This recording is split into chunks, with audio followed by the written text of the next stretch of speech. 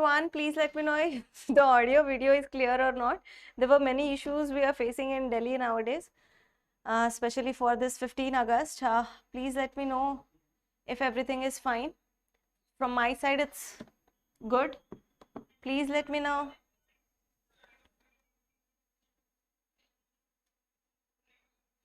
Good evening, Med Psycho. Hi, Faiz Khan. So, can we start now?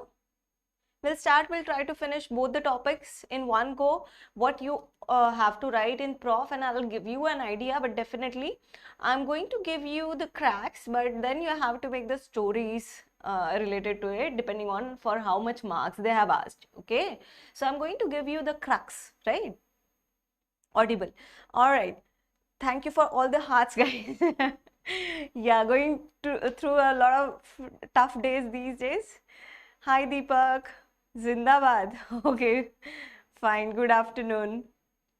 सब जिंदाबाद यार, सब जिंदाबाद. ठीक है, हम किसी के अगेंस्ट जाना ही नहीं चाहते. Chalo, let's start. So first of all, we are going to discuss the blood pressure, and after that, finishing the blood pressure, we are going to go towards the types of blood vessels, है ना? Blood pressure and blood vessels. So both the topics we are going to cover. Good evening, Rohit. So I want you to tell me, what do you mean by blood pressure?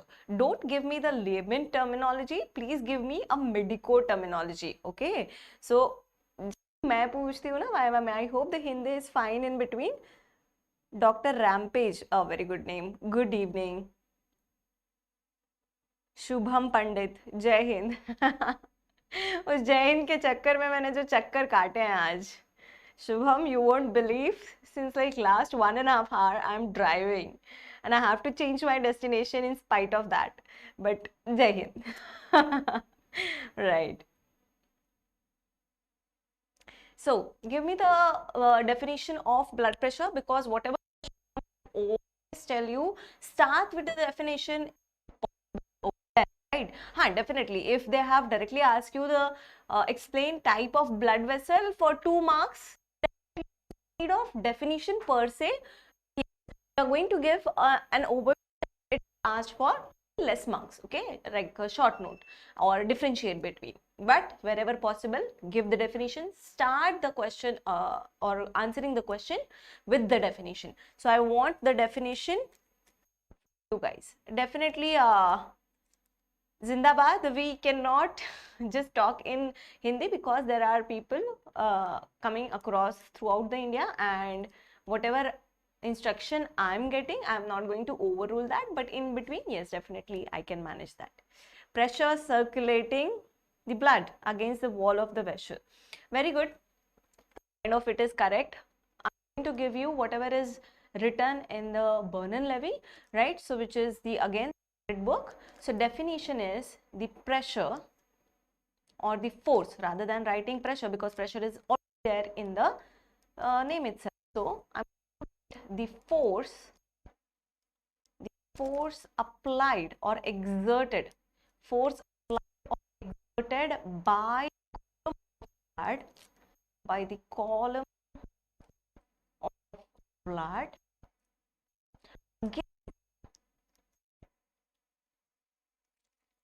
against the wall of the vessels, against the wall of the vessels,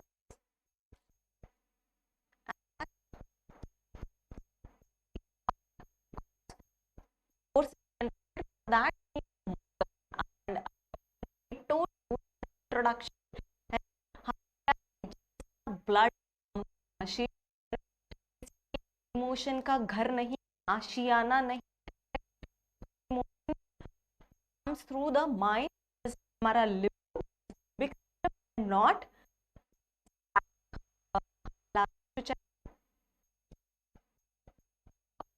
so I hope we manage to find.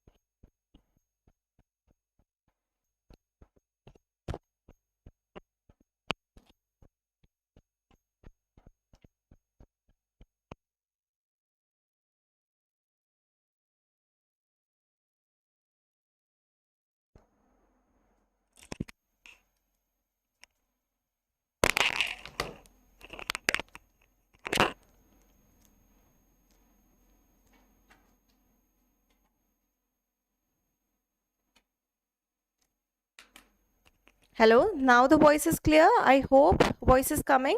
Deepak, Lalit, all the issues are going on, not only technical issues. You won't believe what I'm going through for this class today. There are so many divergences. I hope the voice is clear now, bacho. Let me know in the comments. The mic itself is changed. And a mic ko hi hata diya humne. Right? So please let me know in the comment box.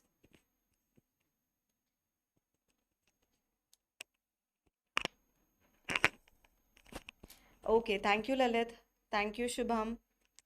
So let's start the class. Okay, let's resume.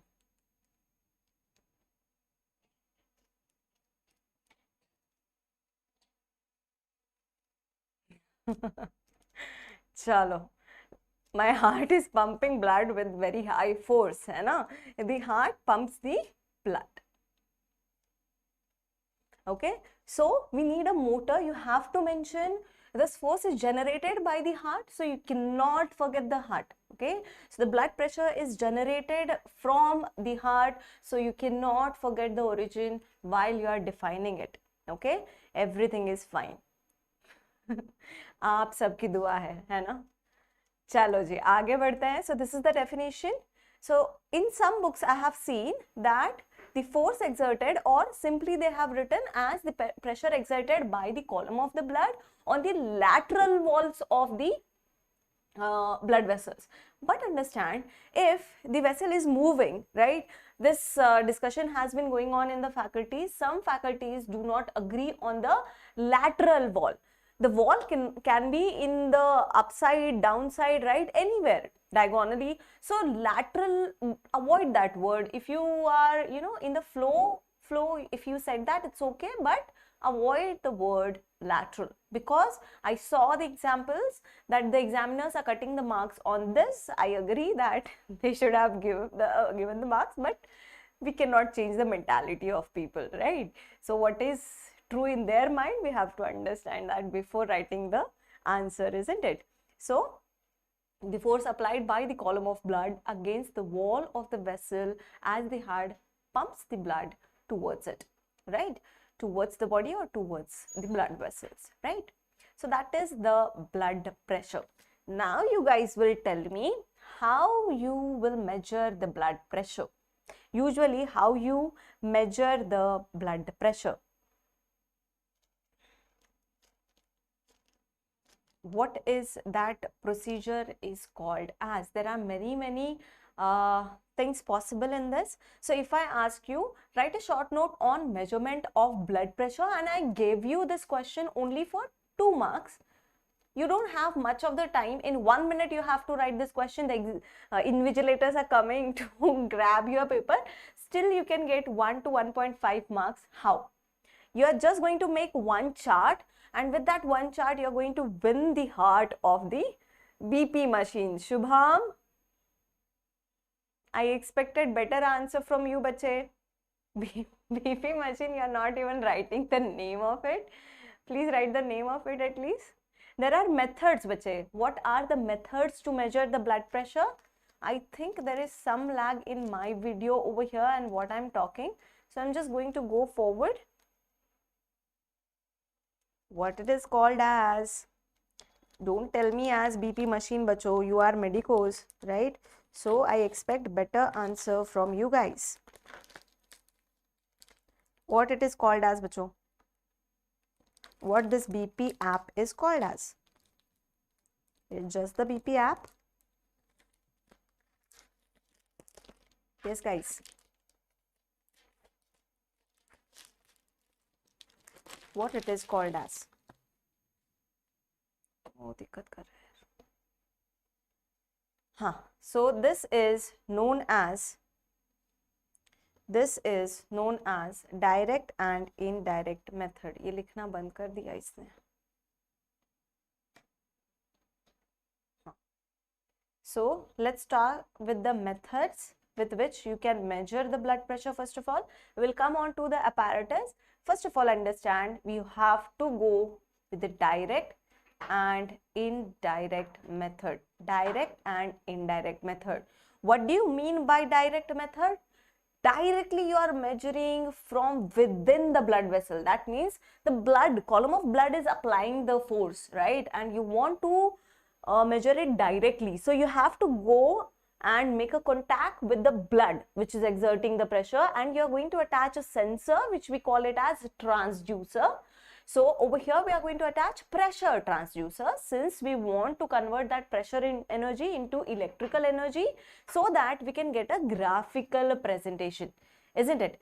So that we are going to do, and I have to make the contact. So that's why I'm going to directly put the cannula into the artery or vein side, whichever blood pressure I want to measure. Veins are particularly easier, but artery gives the better accurate measurement. Okay, usually we do not use it in the patients or in the normal person. Why? Because it is invasive. Understand, you're putting a needle over there on which the transducer will be attached, and there are many complications possible, right? So BP measure करने गए और patient को sepsis में डाल लिया, right? And the way interns are taking the BP, that's horrible, right? So we do not want to give such complicated methods for the intern. So that's why this is only going to happen in the experimental setup, or it is used in the animals, right? Not in the human being. We do not want the patient's life into the danger. Then coming to the indirect method, see, I'm explaining, that's why it takes time, but as soon as you have this chart ready within you, what is going to happen? In 1 minute, you can just make this chart, and I guarantee you that if the short note comes on this, you are going to get full marks, not even full marks, but at least I can guarantee 1 to 1.5 marks for sure in 1 minute. Okay, so what about indirect method? Indirect method mein, we are going to do that with the help of something known as Pigmomanometer. Pigmomanometer, that is the name of the instrument, right? And in that Pigmomanometer, I'm going to have 3 different types. That is, first of all, we are going to measure it via palpatory method, then via auscultatory method, which we do always, right? Auscultatory method, and then via oscillatory method. So these are the 3 methods. You have to name it in the indirect method. Yes, intra-arterial is absolutely accurate, because whatever pressure is generated, directly coming it into that pressure transducer, and via the connection it is coming into your graph or whatever CRO you are attached there. CRO means the cathode ray oscilloscope. That means nothing but the screen that we have attached, right?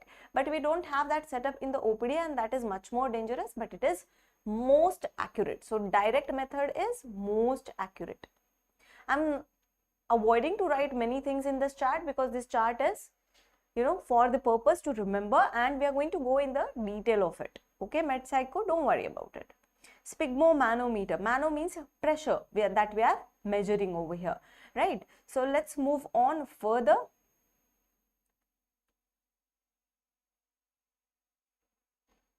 So can you guess what method it is? Can you guess? See over here, the cannula is placed, right?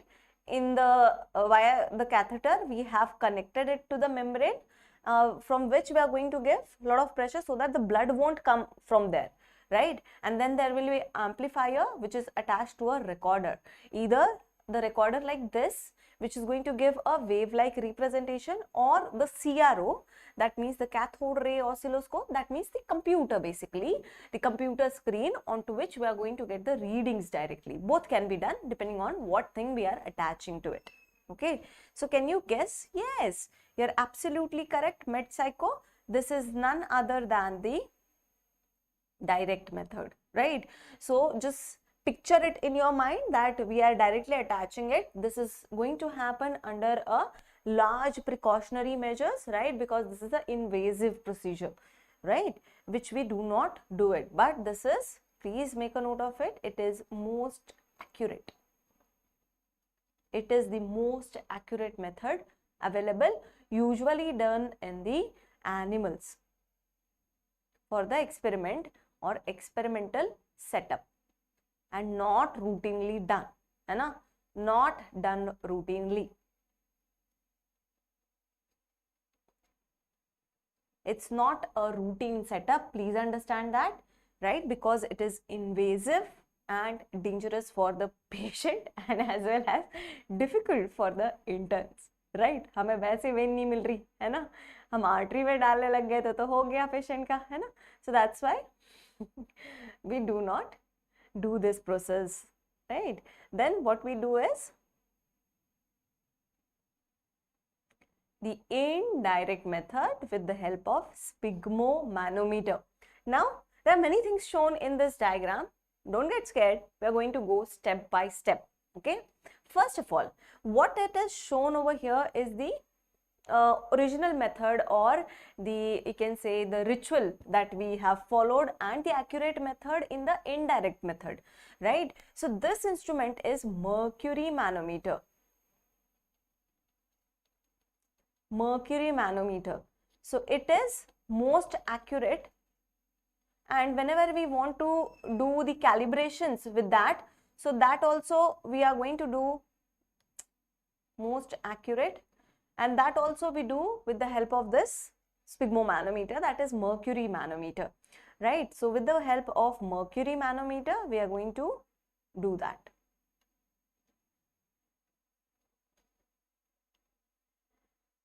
My laptop was not getting connected, so try to understand. I hope you do. Mercury Manometer. It is most accurate within the indirect method. If you have to choose within the indirect method, then we are going to go definitely for the Mercury Manometer. Why? It is going to be most accurate out of all the manometers that are available in the market. Okay, so there are different types of manometer. Do you guys know? Yes, Med Psycho, we are going to go in the procedure. Hi Rahul, good evening. So we are going to go in that method, but tell me, do you know what are the types of manometers available?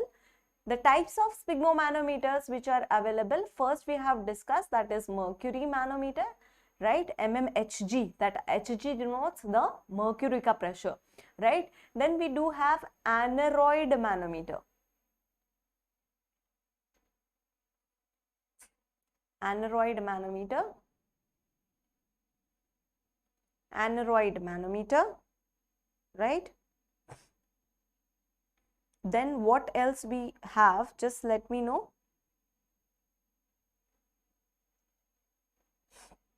Aneroid manometer, Mercury manometer, right?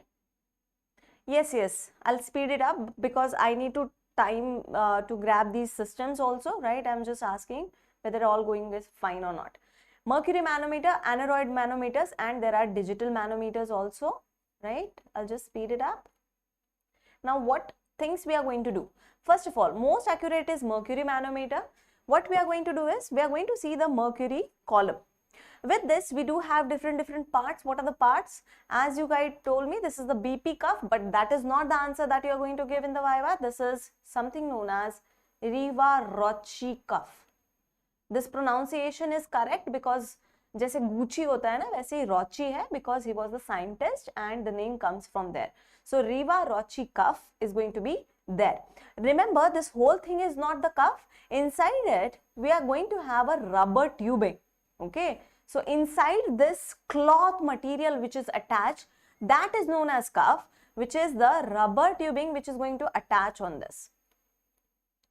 Rubber tubing attached inside it, and there is again the system that we say, usually the WHO criteria. What it says?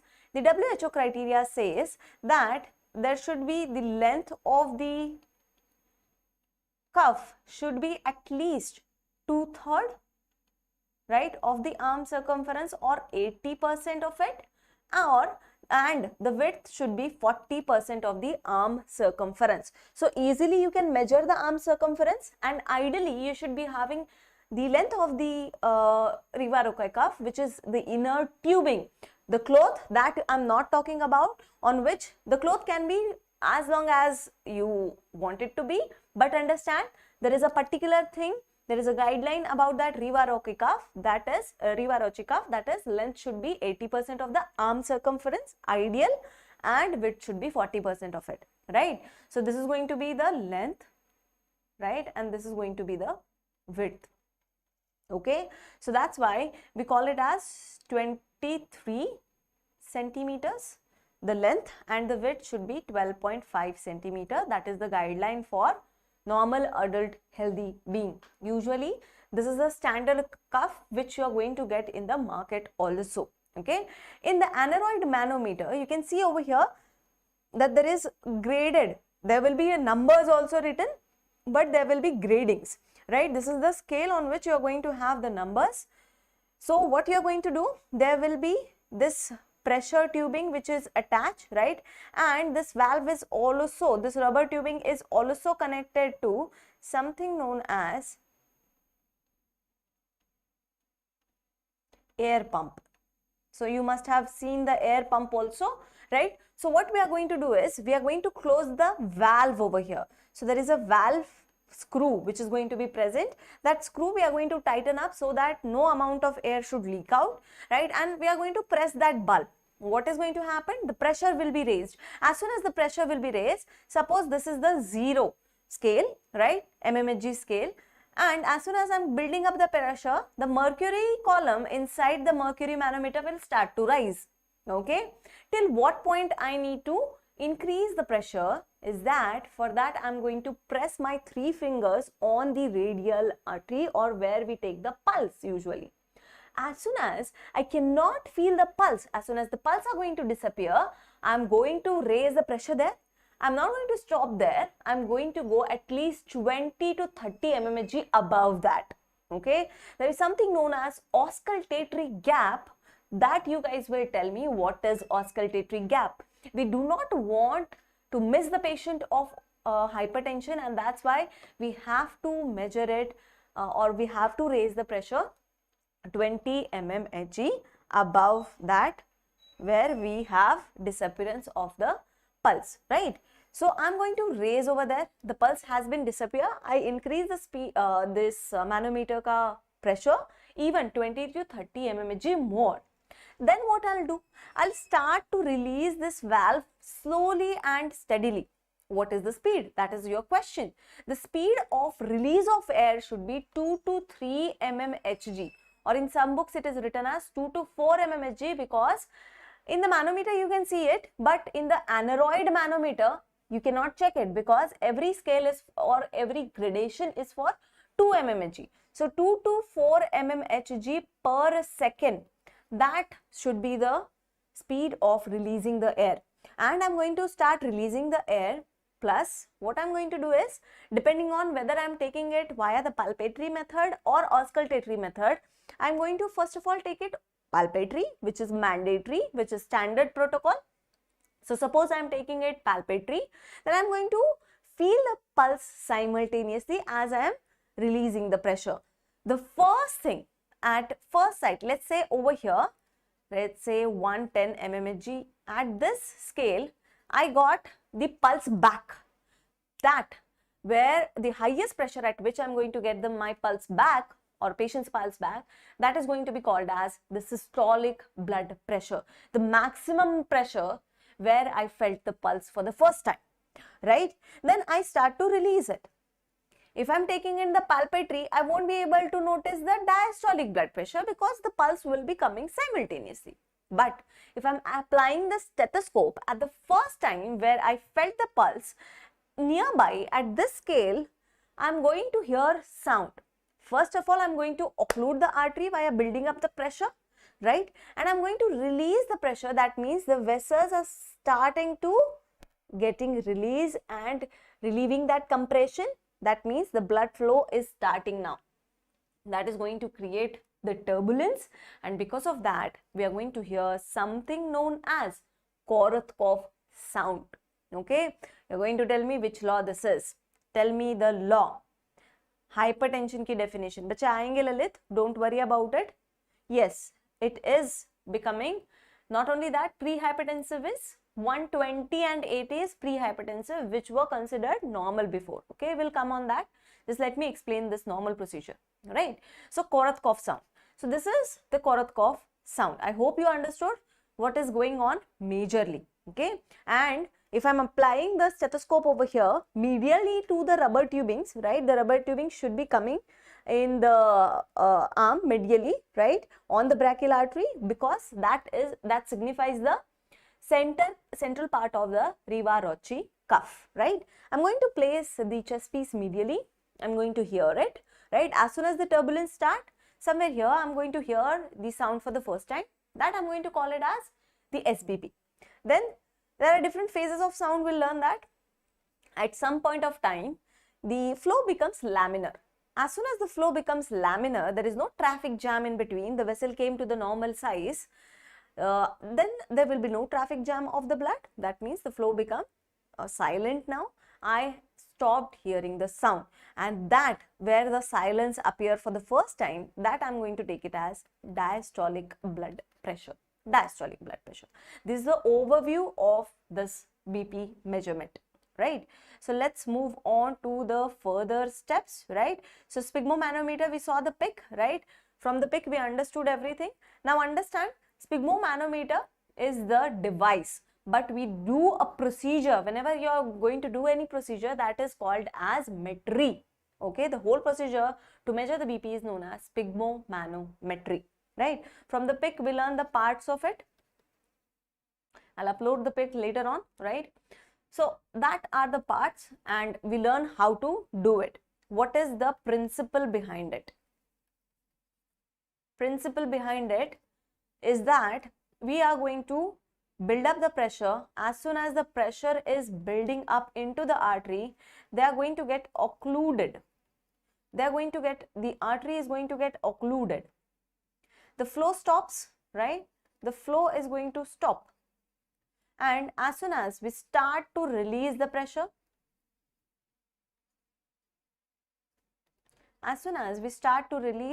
what is going to happen?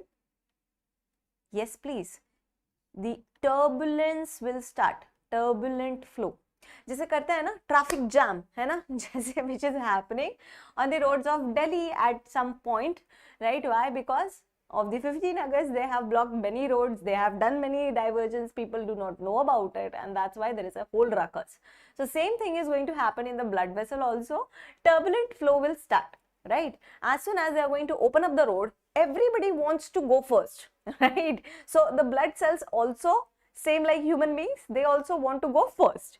So they are going to start making the turbulence, start making the noises, and that noise is heard as the sound for us, Korotkov sound for us. This is going to give us this turbulence is going to make the sound, and that is the Korotkov sound which we are going to hear. The starting of sound, which will be SBP, and as soon as it becomes laminar, after some time, after 2 to 3 hours, the traffic will also become laminar. Everybody will be going smoothly, calmly, right? So that means there will be no noise and everything will be going smoothly. That means the DBP has been taken place already, right? The pressure is below the DBP, right? So I told you already the answer of this. BP should be measured always, ideally and always. Measured by palpatory method. Do not go directly on the auscultatory. Please, please, please make a note of it. Whenever you are doing it in your practical exam, don't go for it. If you start doing it directly auscultatory, definitely some marks will be cut for that, right? So always do palpatory first to avoid. What is the significance of this statement? Why I am making sure that you remember it? Because the practical exam, you're going to have this blood pressure measurement in many parts. So significance is to avoid auscultatory gap. There is something known as auscultatory gap. The reason is still unknown, but we have to know that auscultatory gap. To avoid the auscultatory gap, it is seen in the patients of hypertension. You miss the patient of hypertension because of not taking the BP palpatory. sometimes the sound get disappear in the arteries of this hypertensive patient. They say the theory, there are many theories which are given for this auscultatory gap. The exact reason is yet unknown, but they say that the blood start to flow in between, so there is no turbulence, there is no pressure wave which is generated in the hypertensive patient since their vessel tone is already high. And that's why we do have, as soon as the sound start to come, it will start to come first 5 to 6 mmHg and it will disappear for 10 to 20 mmHg. 10 to 20 mmHg is a big gap. If the patient is having, let's say, 140 mmHg ka blood pressure, that means he is typically hypertensive patient. You did not raise the pressure till 140, right? What is going to happen? You won't be able to hear any sound. So suppose till 136, let's say, the sound was coming, but there is a disappearance of sound. So over here, the sound got disappear till, let's say, 20 more mmHg, or let's say 15 more mmHg, 16 more mmHg, 120. You're going to go and tell the patient that you are pre-hypertensive and not hypertensive. So the patient will continue his lifestyle as he was doing before, and that is going to be problematic for you. Okay, so the patient will be having hypertension, but because of our mistake, we are going to miss the patient of hypertension, which we do not want. And that's why always measured palpatory method. I saw one of the university, I do not exactly remember which university, but the MCQ has been asked and the 4 options were same, right? Palpatory, auscultatory, oscillatory, of any of the above. Okay, so definitely palpatory, not auscultatory at all, right? Traffic of Mumbai. Is it there also? The parade is still going on there also. I don't know about it. Law of conservation of energy. Law of conservation of energy, you are nearby, but what that law? Who gave his life for it, bache? You're kind of correct. Your direction is absolutely right. Med Psycho, I'm happy with your answer, but I want more accurate. We are going to tell you that in a minute. About the auscultatory method. So, in the auscultatory, we have to have the stethoscope with it. Stethoscope, we are going to place the chest piece, right? We need chest piece on the arm of the subject, on the brachial artery itself, right? And we are going to hear the sounds, right? Wherever the maximum scale or grade, whichever manometer you are having, let's say you are having aneroid one or even mercury, whatever maximum scale on that manometer is showing, that is maximum scale on which the first sound is heard, we are going to take it as SBP, and the sound will change its characteristic, which we call it as phases. Different phases are there, we'll talk about it, and it will disappear. The lowest mark where it disappear, we will take it as DBP, diastolic blood pressure. That means the flow has become laminar again. Flow has become laminar again. Why the sound appear over here? Because of the turbulence. Because of the turbulence. So that is the method. With the help of stethoscope, we are going to do that, and this is non-invasive method. Why we prefer doing?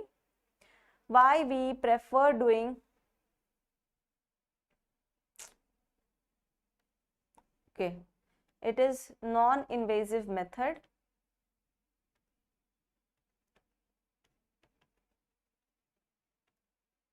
We prefer doing the indirect methods over here, right? Let's move on to the next thing. What is the next thing left? That is oscillatory method. Now, I have seen the MCQ in one of the university exams.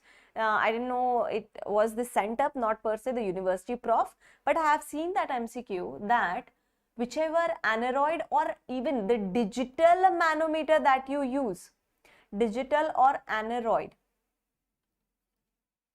it is based on which method? It is based on which method?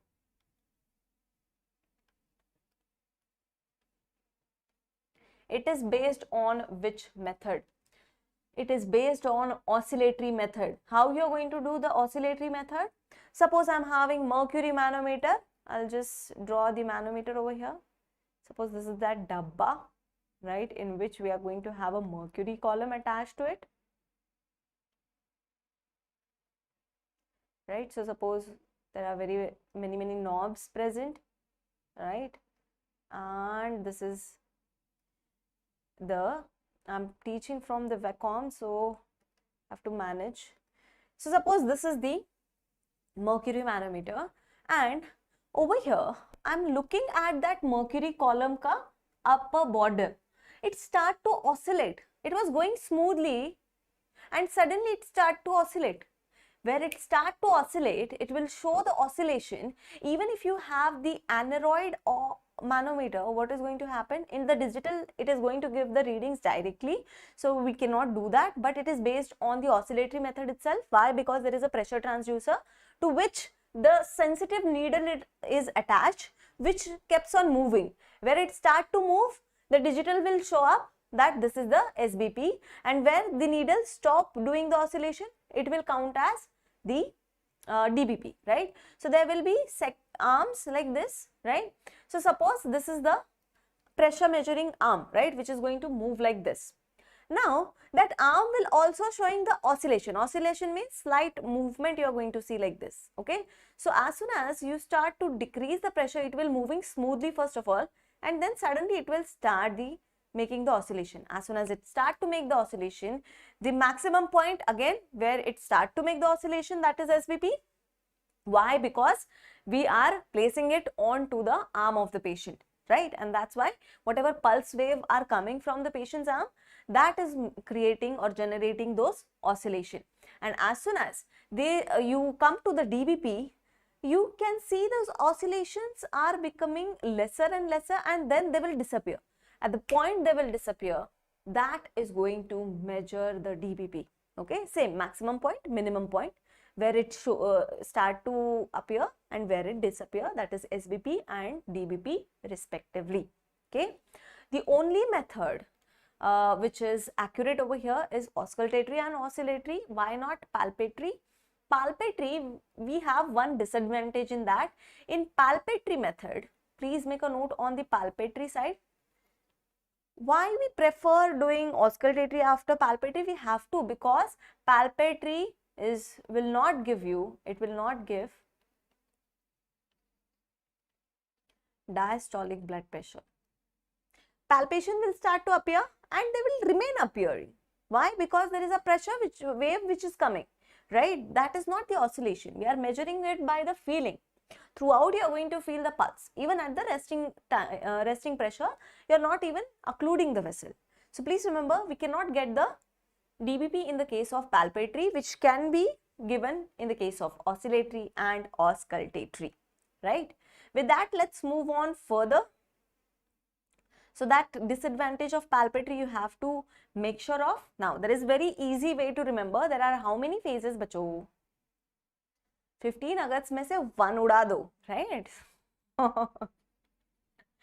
5, right? So it becomes 5 August, right? Not August. I should not write August. I'm pissed off with the whatever traffic it was there, but cannot do anything, you know. In India, you just have to worship whatever is going on, right?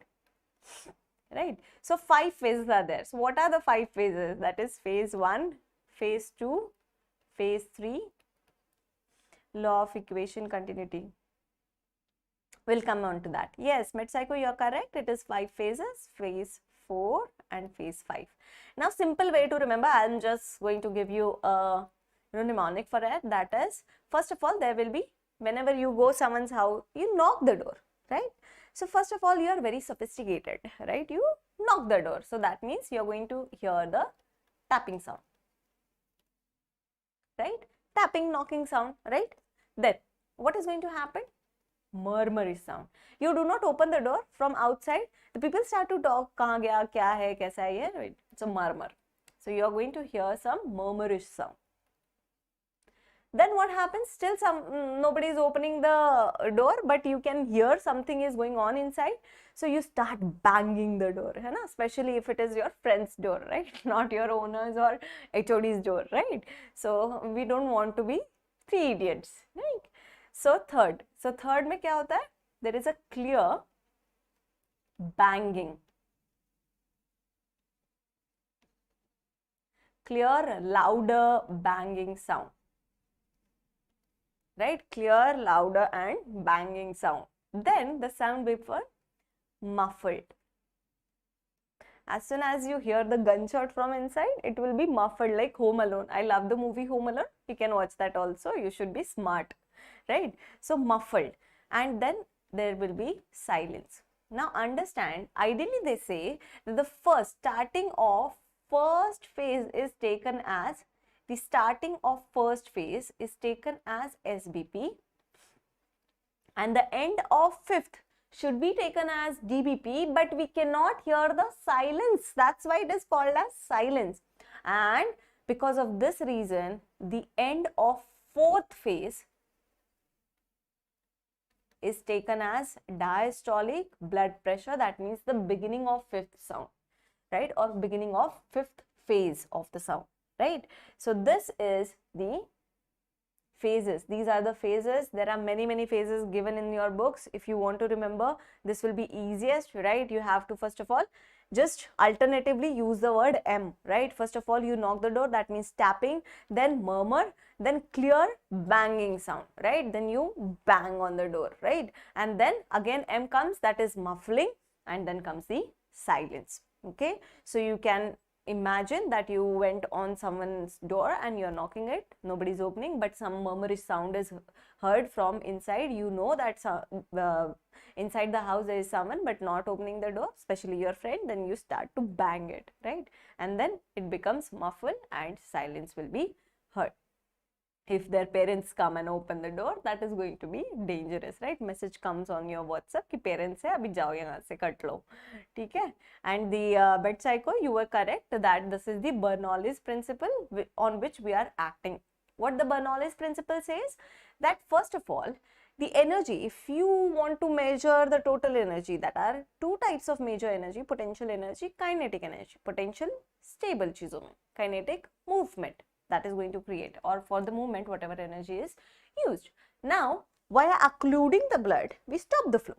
That means we have stopped the flow means excuse me, we have stopped the flow means all the energy is converted into potential energy, isn't it? And hence we are going to measure the potential energy, right?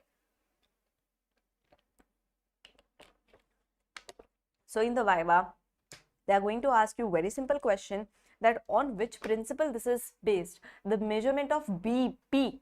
So B for blood pressure, B for Bernoullis theorem or Bernoullis principle that you have to remember, isn't it? So what is Bernoullis principle? Please make a note of it. That is potential energy plus kinetic energy is equal to constant. Right?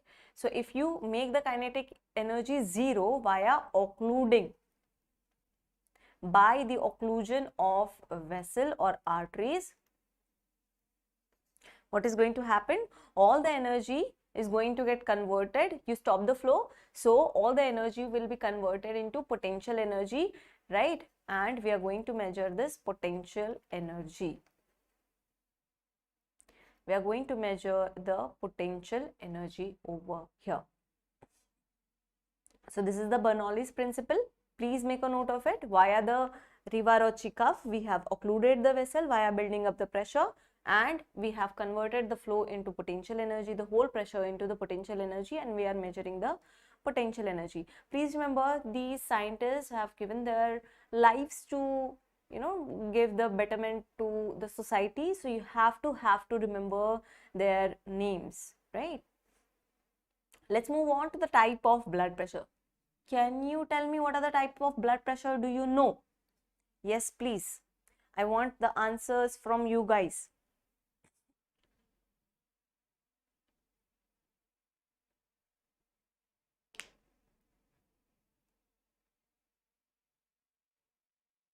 High speed reduced pressure? Kya reduced pressure? I didn't understand. Yeah, Bernoullis principle says it is not dependent on the velocity per se, right? Whatever blood was flowing, we have occluded it.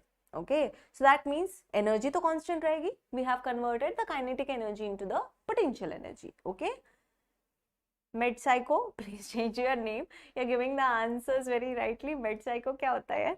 हाँ, SBP, DBP, that's all. That's a Shubham. Yes, you have answered it correctly. There are 4 types of blood pressure. Please make a note of it. इस पे short note आती है. Write a short note or explain the types of blood pressure. Even it is asked everywhere in the Viva, right? So please make a note. There are 4 types of blood pressure: systolic blood pressure, diastolic blood pressure, mean blood pressure, and pulse pressure. First of all, systolic blood pressure. Yes, SBP means systolic blood pressure. I'm just writing BP for blood pressure. You can write the blood pressure as whole. Okay, so systolic blood pressure. Now, first of all, I told you, start with the definition. So, SBP is systolic blood pressure. What do you mean by systolic blood pressure? It is the maximum pressure exerted by the column of blood when the ventricle is in systole or ventricle ejects the blood into the aorta, or because of the systole, the maximum amount of pressure or maximum pressure generated during the systole, that is also sufficient. Maximum pressure exerted on the wall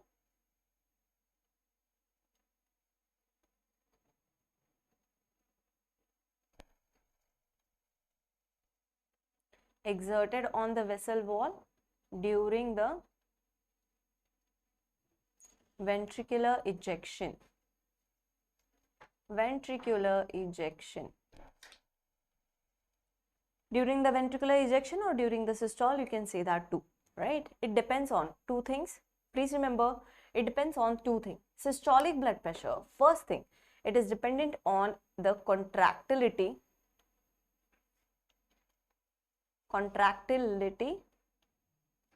of the ventricular muscle fibers of cardiomyocyte.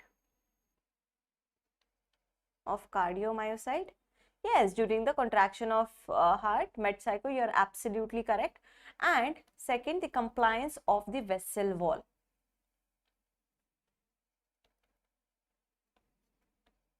What do you mean by compliance? I have told you in the last lecture also, compliance means stretchability. Kitna compliance aap show karte ho? No matter how many diversions, I just came back and taking the class in some different studio, right? So I'm pretty compliant for the class. So compliance means distensibility and stretchability if we talk in vivo condition, right? The compliance I'm talking about is a behavioral condition, right? You have also waited 5 minutes for me, and thank you for that, right? And then there is mic issue. Still you are complying me and giving answers and making this fun lecture, right? So that is there. I'm glad to know that, Rahul. Thank you so much, right? And compliance of the vessel wall, how it is going to affect the SBP? Remember, if more is the contractility of the ventricular muscles, that means more force is generated. And more force is generated, that means more pressure is going to put up on the vessel wall, and that's why the SBP is going to increase.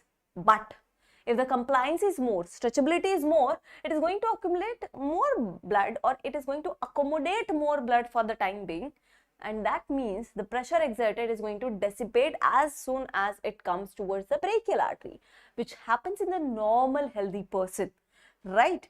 But understand, if there is a low compliance of the vessel wall, what is going to happen? Such things happening in the atherosclerosis, है ना?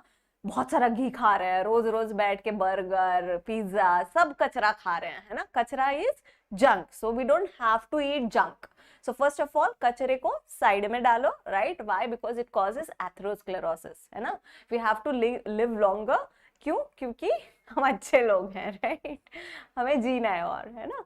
So compliance should be, if the compliance is low, the SBP will increase, and that's why whenever there is atherosclerosis, you see the patient is going or landing up into the hypertension.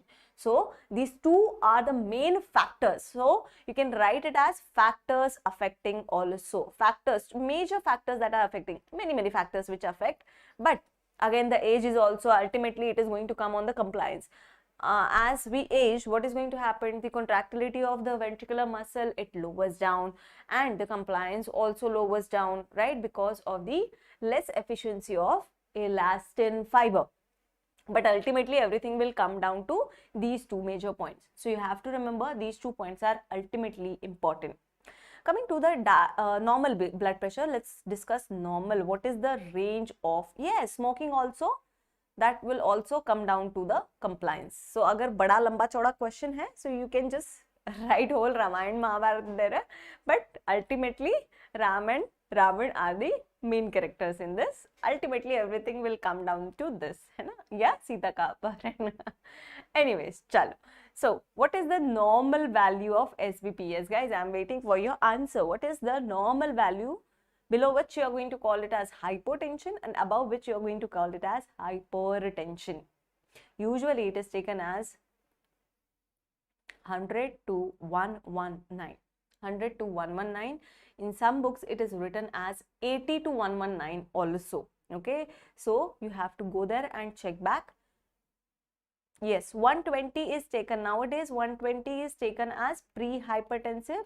HTN is hypertension. Okay, so pre-hypertensive means they have more risk to fall into the hypertension as compared to the normal people, right? So that is the case. Okay, so this is the case over here. Let's move on to the diastolic blood pressure. Now I want the reason for the diastolic blood pressure, because this is going to be again coming into the types of vessels. So diastole, don't say that this is because of the pressure exerted by the blood column of blood when the heart is in the diastole. Understand, if the heart is itself relaxing, how it can put the pressure on the arteries, right? So if some student, or let's say your friend, is not reading, he cannot pressurize you to read, है ना? ऐसे होता है Indian scenario में, but that is generally not the case. So heart itself is relaxing, that cannot put the pressure on the arteries. That is the first thing you have to remember. So who puts the pressure on the arteries then? If the heart is chilling out, who is putting the pressure? Yes, please. This is because of, tell me, this is because of the recoil of the aorta. Recoil of the aorta. What do you mean by that? The aorta has the elasticity, so it complies, that means it stretches during the systole. But if there is no one to put the pressure, so let's discuss that over here itself, so that what is going to happen? Whenever I am going to tell you about the recoil phenomena, you are going to give me the answers there. Suppose this is the left atrium, left ventricle and aorta, right? So suppose this is our aorta. What is going to happen during systole? The heart is contracting and pushing the blood. Now it is falling on the vessel walls of the aorta. The aorta is going to stretch because it is stretchable. It has lots of elastin fibers, so it is going to stretch. So it will look something like this. It will look something like this, right? It got stretched. But as soon as the valve is going to close, as soon as the diastole will start, this valve will be closed. Now what is going to happen? There is no one to put the pressure. So that's why these elastic rubber band, if they are not stretched, they will come back to its normal level or normal position. So as soon as you know the rubber bands, right? You stretch them, they will get stretched. As soon as you stop putting force on them, they will flip back to their normal position, isn't it? Same happens in the aorta also. No one to put the pressure on the aorta in the diastole. So what is going to happen in the diastole? The heart is chilling out, so the vessel will also chill out. In the diastole, what is going to happen, bacho? Sorry. In the diastole, the vessel will come back to its normal level. So it was like this before. If the heart start to relax, in that case, the vessel wall which was stretched before, it will flip back to its normal side. But understand, as it was stretched, there was accumulation of blood which was there. Now that blood will come into the circulation. So there was accumulation of blood. The aorta was accommodating the blood. Now as soon as it's flipped back, what is going to happen? It flips back and that blood will come into the flow, and that will generate the pressure during the diastole of the heart. So it is not because of the heart chilling out. Heart is already chilling out, it cannot put the pressure. This is because of the diastole of the ventricle, diastole or recoil of the aorta. Aortic recoil is the reason for the diastolic blood pressure. Please note it down. And it depends on what thing? It depends on the elasticity of the arteries.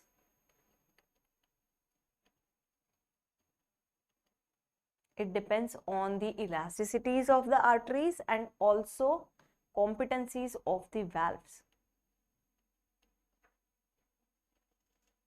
Or we can just write competencies of the valves or valve competencies. Again, elasticity and compliance, all these things matter, right? The compliance. Elasticity means if the aorta is not stretchable, it is having the atherosclerosis. That means the DBP will fall because of the recoil. So if it is not stretched, it won't recoil. If it won't recoil, there will be no DBP, much of the DBP, right?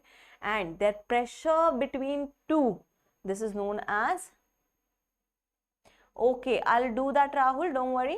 Yes, you are absolutely correct. That is the Wind-Kessel effect. Very good, very good.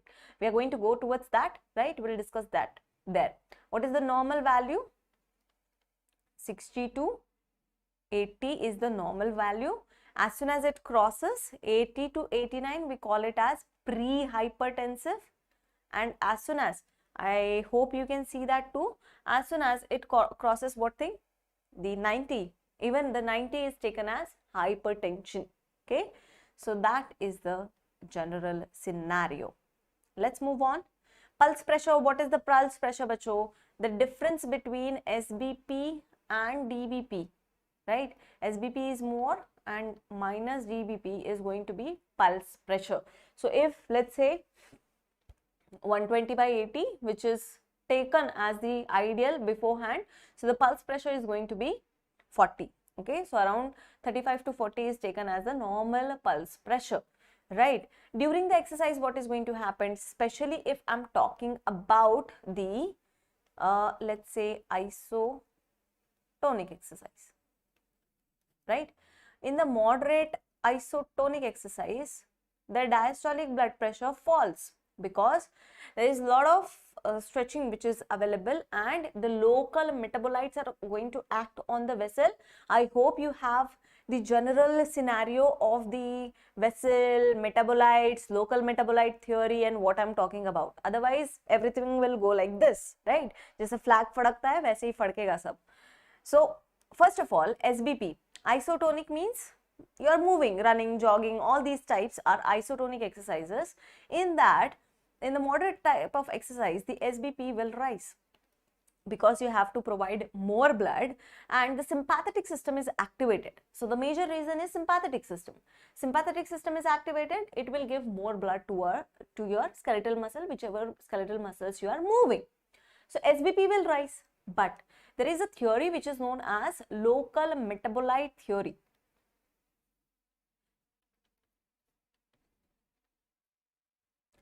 You have to write a short note on this also. As soon as you start doing exercises, in some time what is going to happen? The metabolism has increased and the whatever metabolite waste was there, that start to accumulate in that local area, and those metabolites like lactic acid, H+, CO2, potassium, adenosine, ADP, they are going to act, not even that, the substance P, all these things are going to act on the vessel and they cause vasodilation. Vasodilation, okay? And make a note on the last slide that the DBP, who is determining the DBP, please remember their determinants also I'm going to write in the different colors. Who determines the SBP? SBP is determined by cardiac output. The DBP is determined by total peripheral resistance. So peripheral resistance determine the DBP, right? Contractility will determine cardiac output and that will determine what is the SBP. right? So if the peripheral resistance on which we are dependent for this, what is going to happen to the peripheral resistance? Yes, please. If there is a vasodilation, there will be decrease in the peripheral resistance and decrease will be the dBp.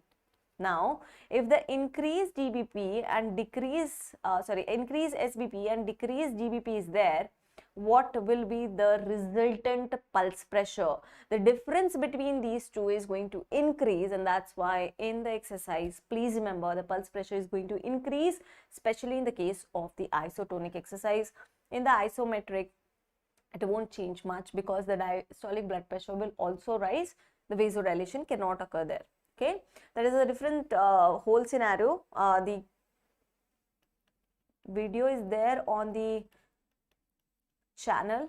My channel is MedSpark. Even if you write Dr. Pooja Nigade, that is my name, you can get my channel, and over there I have explained in the detail what are the effects of exercise on the different aspect of cardiovascular as well as the respiratory system. Okay, so I am removing this. Okay, so what you will get to know by this, the pulse pressure will tell you many things, right? How the SBP and diastolic blood pressure is moving. All right, let's move on to the MBP, mean blood pressure. That means it is the average blood pressure in the whole arterial system, right?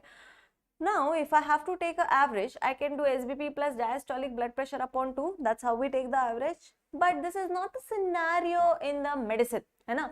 Medicine इतनी आसान होती तो बात ही क्या होती, right? सभी medicine कर लेते. That is not that easy. We have to take into the consideration the duration of the SBP and DBP.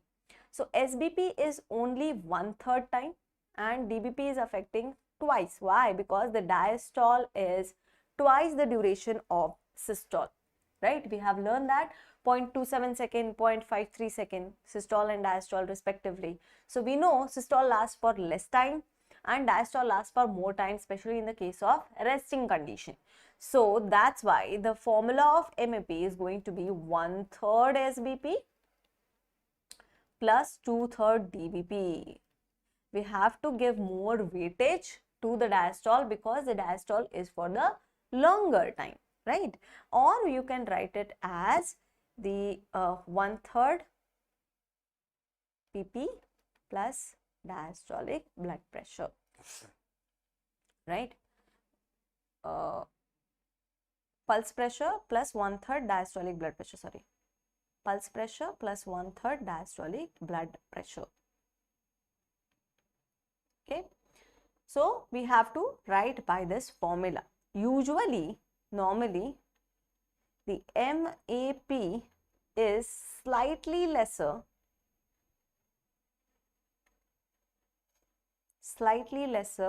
than the mean, or we can say than let's say if we measure these two things, or we can say the difference that is coming. Okay, so I'm just removing that point. It is slightly less than the average that we are going to take as it is, है ना? जो midpoint आएगा उससे थोड़ा सा कम होगा, right? All right, let's move on. So it is going to give an idea how the things are moving around. So you can see over here, by looking at this, what you can tell me? What you can tell me?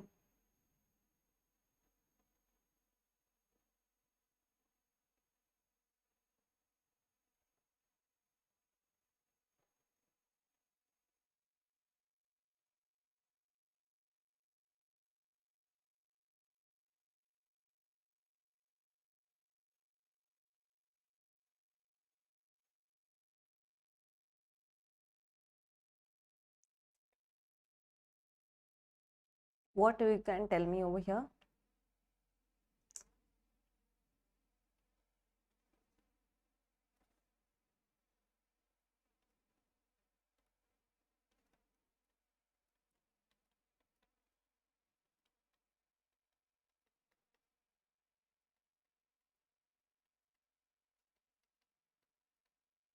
Okay.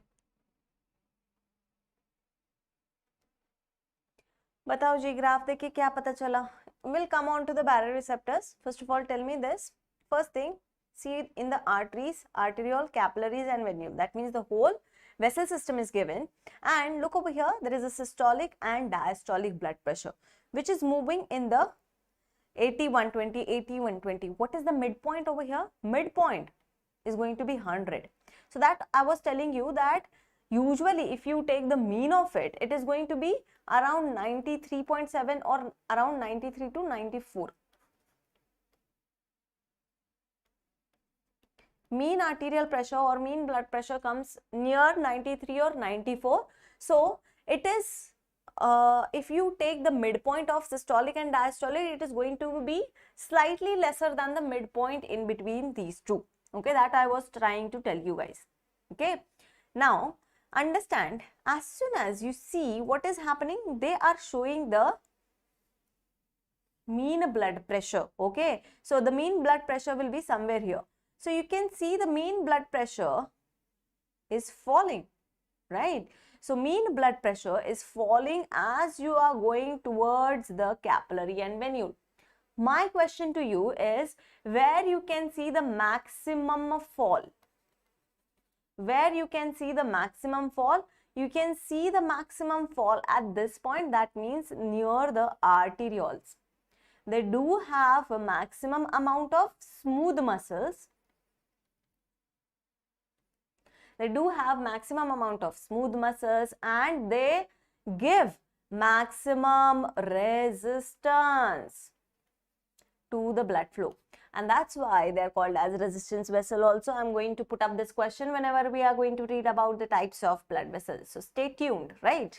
So arterioles, what is going to happen in the arterioles? A lot of pressure is given to regulate the blood flow. Whatever the need of the tissue is there, only that much amount of blood we are going to provide it.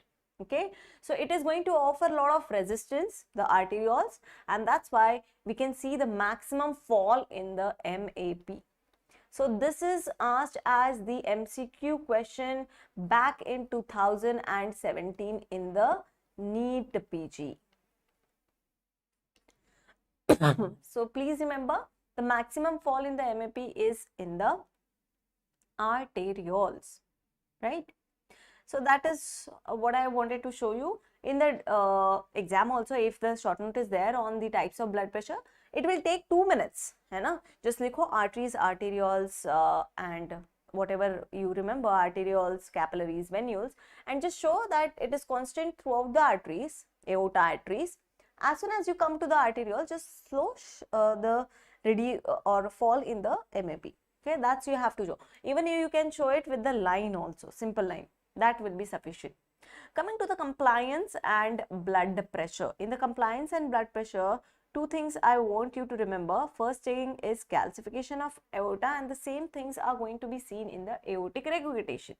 We have discussed this already.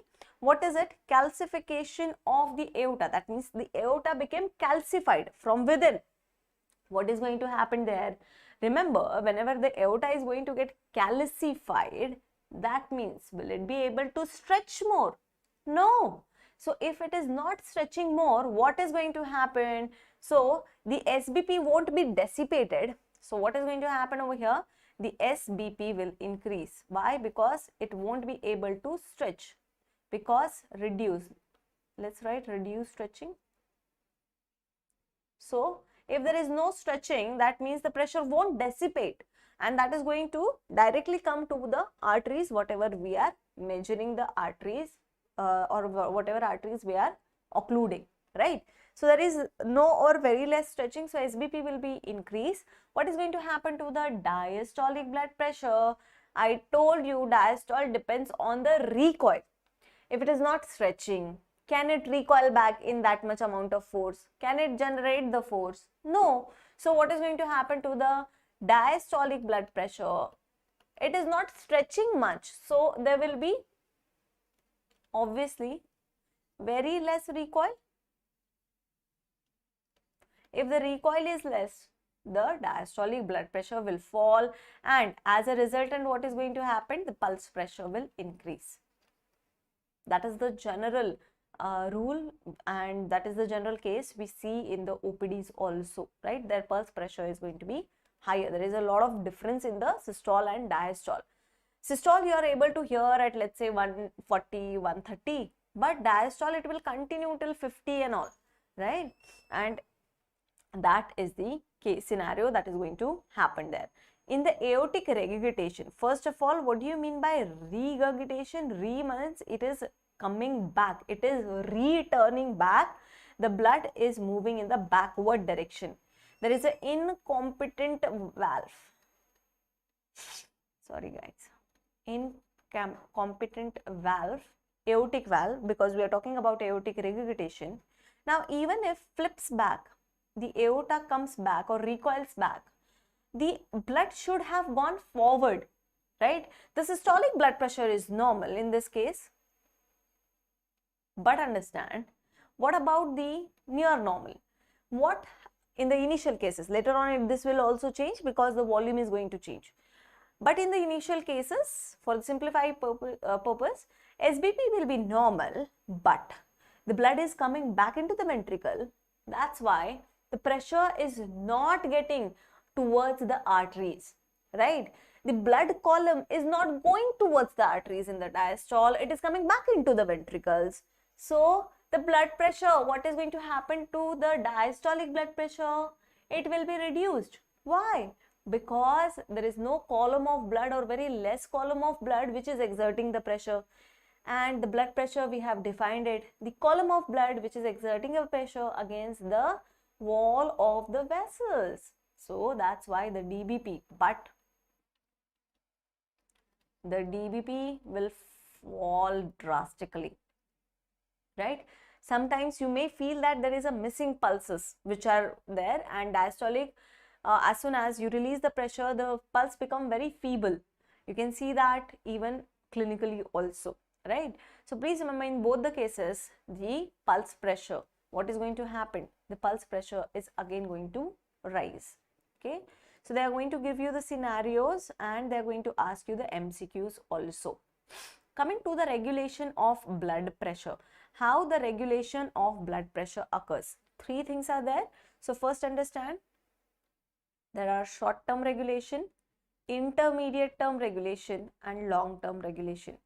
On this, long question comes. So please make a note of it. Long question comes on this topic, regulation of blood pressure.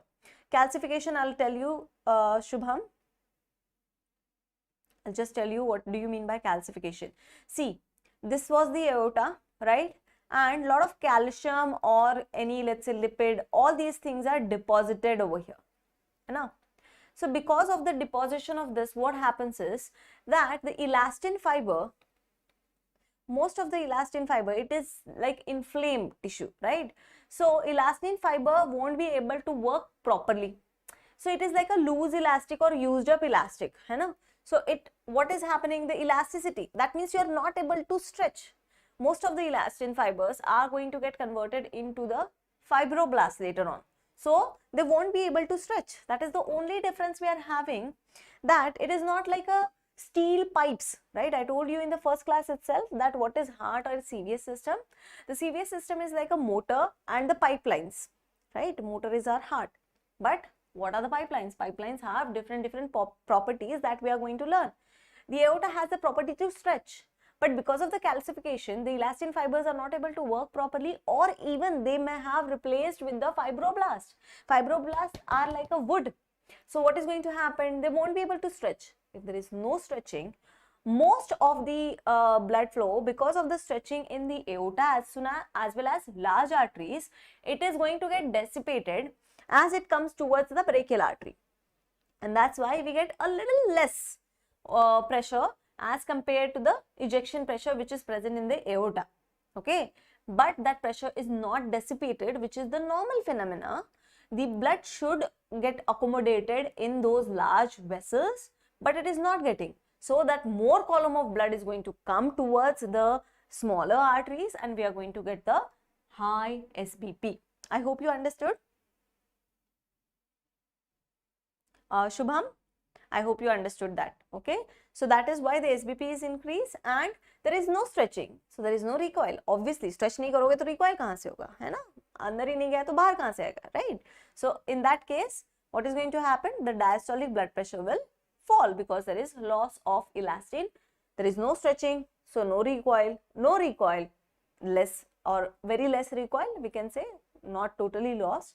So that's why less will be the diastolic blood pressure also. Okay, I hope you understand. Chalo, let's move on to the short term regulation. In that, not only 3 things, 4 things you have to mention. 4 things. What are the 4 things, bacho? First, there are 2 receptor mechanism. First is the brake mechanism. Second is the accelerator mechanism.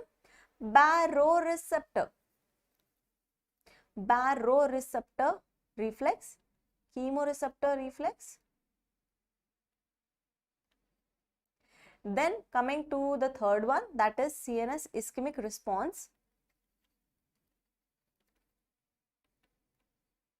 CNS ischemic response, and the fourth one is humoral reflexes or humoral condition, or this is also known as hormonal substances. Humor means the plasma, whichever chemical substances are getting released into the plasma, they are acting on the blood vessel or the column of blood and they are changing it. So in some books it is written as hormonal also, but understand the neurotransmitter, they are not the hormone, so that's why humoral responses. What are the humoral responses? Main is the epinephrine and norepinephrine. I'm just writing it as EP and NEP, that is epinephrine, capital E, small p, and this norepinephrine, in the subscript I'm going to write the ENP, okay, that is norepinephrine. These are the main ones or the major chemical substances which alter the blood pressure or they help in the regulation of blood pressure. Also, whenever you are under stress, you are doing the exercise, right, you are running for your life, so in all condition it is going to be helpful. So one by one we are going to check one by one responses. So let's start with the baroreceptor mechanism. Please remember, I'm writing it over here itself that the baroreceptor, there is a B inside it. So please remember that the baroreceptors, they act as brakes to the BP. In one word, they act as brakes to the blood pressure, that is BP. So B for B for B. All right, the light has gone here. I hope you are still able to listen to me. Chemoreceptor, they act as accelerator or accelerator.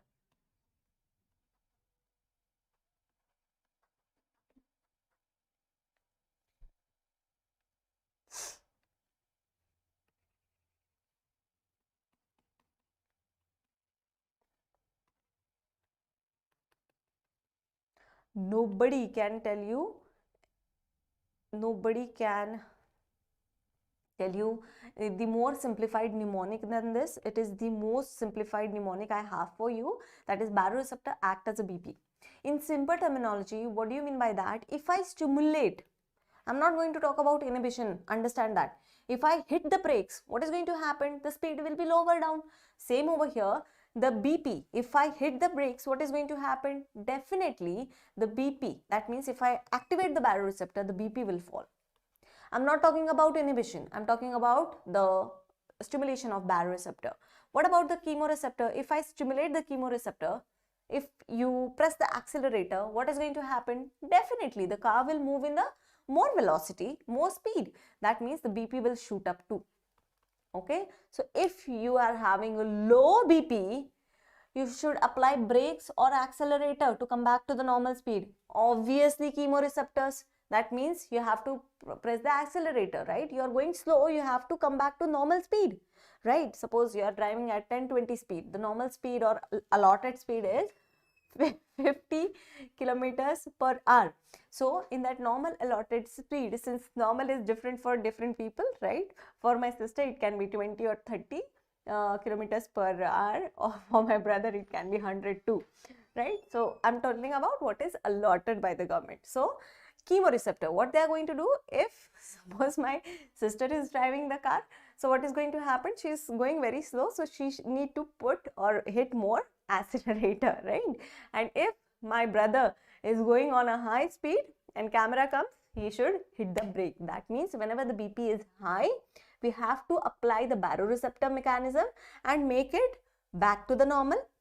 If the BP is going below, low, very low, then we have to apply the chemoreceptor and we have to activate the chemoreceptor reflex, that is accelerator, right? And what is CNS ischemic response? The BP is so low that the perfusion of the brain is hampered. That means CNS का ischemia हो रहा है, right? That's why it is called as CNS ischemic response. In the response to ischemia of the CNS system, central nervous system, the whatever changes are going to happen, that we are going to see. For that you should know what is vasomotor center, what is CVC, right? All these things you should know first of all. So let's talk about them one by one in detail, right? So definitely the blood pressure is going to rise up. Baroreceptor, I told you, first thing, as soon as baroreceptor, the word comes, you have to remember they are the brakes. They work to decrease the BP tonically. Even now, you have activated baroreceptor, though you are resting, chilling and enjoying the class, right? Still your baroreceptors are working. Remember, they are tonically activated unless and until the BP falls below a certain level. Now, these brakes are activated via what thing? We'll learn that. First of all, they are sensitive to after stimulus. Okay, so after stimulus. So what is the stimulus? You'll ask me the first question, that what is the stimulus? So first of all, remember their range. They get activated in the range of 600 to 60 to 200 mmHg of blood pressure. Now which type of blood pressure? Because there are systolic, diastolic, mean, pulse, right? So remember mean BP or mean arterial pressure. So in that they are going to get activated, right? And they will be tonically activated. Just that if the BP is towards lower side, they will be activated less, and the BP is going towards higher side, the brake should be activated more. So their impulses will also be generating more and more signals towards the brain. Now after the stimulus, what is the stimulus? The stimulus is increase in the BP. When the BP is high, then only you need this baroreceptor to lower down the BP, otherwise you don't need them, isn't it? So in my sister's case, it doesn't require to apply the baroreceptor mechanism, right? Rather, it is the chemoreceptor mechanism which is required to apply there. Now, the next question comes, more sensitive to. Remember, it is more sensitive to pulse pressure. If the pulse pressure is not in the option, then go for mean arterial pressure. It is not sensitive to mean arterial pressure. It does not have the calculator to calculate the mean arterial pressure. No. It checks the difference between systolic and diastolic, right? How? Because during the systole, the blood is going to hit to that receptors. What are the receptors? Remember, the sinuses are the receptor. Carotid sinus, aortic sinus, basically the arch of aorta, in that we are going to have that, right? So sinuses, remember B never goes with B. That means baroreceptors are not present in the bodies. Please do not write baroreceptors are present in carotid and aortic bodies. No, the body is different, the sinuses are different. Sinuses are just elevation. Bodies are ultimately a different whole scenarios. There are different parts which are coming as a outsource part, right? So please remember that they are going to sense the difference between these two, systolic and diastolic, and that's how they are going to activate or generate the signals accordingly. If the pulse pressure is high, they are going to get activated more. If the pulse pressure is low, they will be activated less, right? So in the cases of exercise, in the cases of calcification, in all those cases, you will find more pulse pressure, and that is the clinical applied, that the baroreceptors will be more activated, right? But the question asks you, it maintains. So there are two types of question which will come in your exam, and especially in the MCQ. I have seen both the MCQs throughout the years of my teaching. Still, some of the books, especially the Indian medical books, they have written it wrongly, and that's why I'm specifying, especially the MCQ books. they are sensitive to pulse pressure, but if they ask, they maintain. So M comes in maintain. So you can remember they maintain the mean arterial pressure. So range is given for the mean arterial pressure to maintain it. So they try to maintain the mean arterial pressure, but they sense, they get activated, they generate the responses in response to the pulse pressure, changes in the pulse pressure, right? So mean arterial pressure, we have already discussed the changes over here. So we have to apply the brakes. So how that scenario works, I'll just tell you, and whatever we have discussed till now, just I'll show you the diagram which is given in the book. So see over here, these are the impulses which are generated, okay, and these are also impulses which are generated. Now they have kept the mean arterial pressure constant in both the cases, but what they have changed, they have changed the pulse pressure. See over here, they have changed the pulse pressure. The 70 to 120 pressure, that means there is a larger change as compared to 80 to 100, right? Only 20 mmHg pressure change is there, and over here it is around 50 mmHg pressure change, more than double. So what is happening over here is that you can see the number of impulses generated by the sinus nerve. We'll talk about everything. Just trust me, whatever I'm telling over here, the nerve which is coming from the sinuses, that is known as sinus nerve, especially in the case of the carotid sinus. Okay, so what they are going to do, they are generating more impulses. The MAP is still constant, it is not changed, it is still 90. In this case also the MAP is 90, but understand the pulse pressure is low. The difference between the SBP and DBP is low, and the generation of impulses via the baroreceptor, you can see over here that they are also low, and that's why they are more sensitive to pulse pressure and not the mean arterial pressure. Please make a note of it.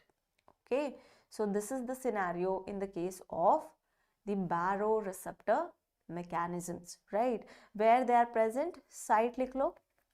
B never goes with B, so they won't be present in the bodies.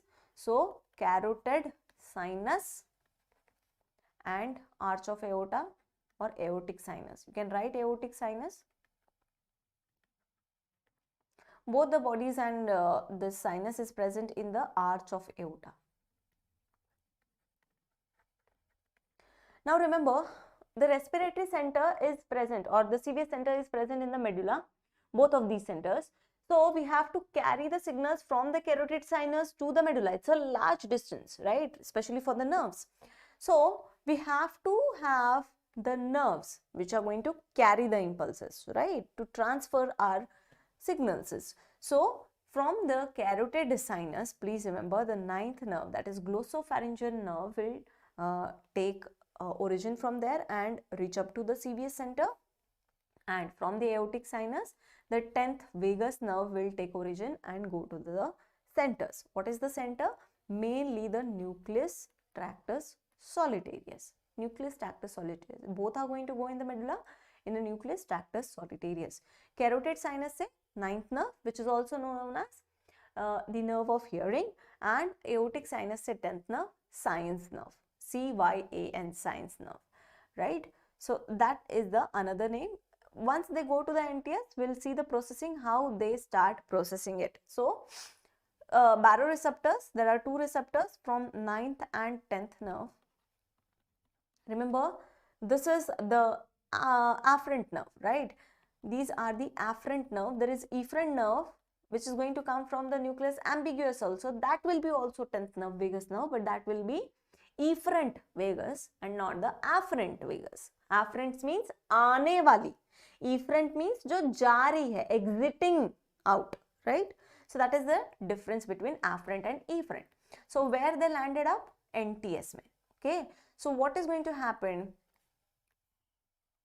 NTS, baroreceptor. Let's say there is a stimulation of baroreceptor. There is a stimulation of NTS also. Now NTS is stimulated, nucleus tractus solitarius is stimulated. What is going to happen? It will send the signals to CVLM, and it will send the signal to the something known as cardio-inhibitory area, cardio-inhibitory center or cardiovagal center. Cardio-inhibitory or cardiovagal center. Nothing but the same thing. Vagus, we know it carries the parasympathetic supply, right? So there are two things. First thing is dorsal nucleus of the vagus, right, and nucleus ambiguous.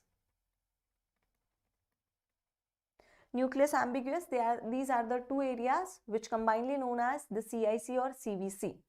CIC and CVC is activated. What is going to happen? We'll see that. First of all, we'll cover this. CVLM will send the signal to RVLM. Now understand, NTS is one area. So whatever neurons are coming from the NTS, that is going to be of one type. That means they are the excitatory type. Why? Because they are exciting the CIC. So they cannot inhibit the sympathetic system. So they are going to activate the sympathetic wala. So that is CVLM. So how the system is going to work? If both are activated, the PP will be normalized. No, we can modify it with the help of synapses, right? Different connection. And what is the modification? Remember, the NTS neurons, they are glutaminergic. That means they are going to release glutamate, and glutamate is active excitatory neurotransmitter. So glutamate, excitatory. How to remember? Mating is always excitatory. That's how we used to remember. You can remember the way you want, especially for the guys, hai na? Then CVLM, these are the different types of neurons. CVLM, they are the GABAergic neuron. GABAergic neurons, they are usually inhibitory in the brain.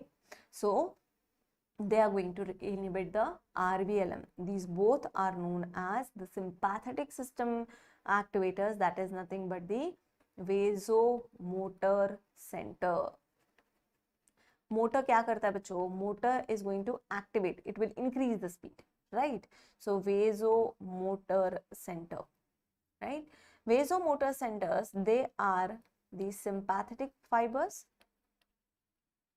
basically, and these are the parasympathetic fibers. Parasympathetic fibers, they have the control on the SA node, but they do not supply to the ventricles and vessels.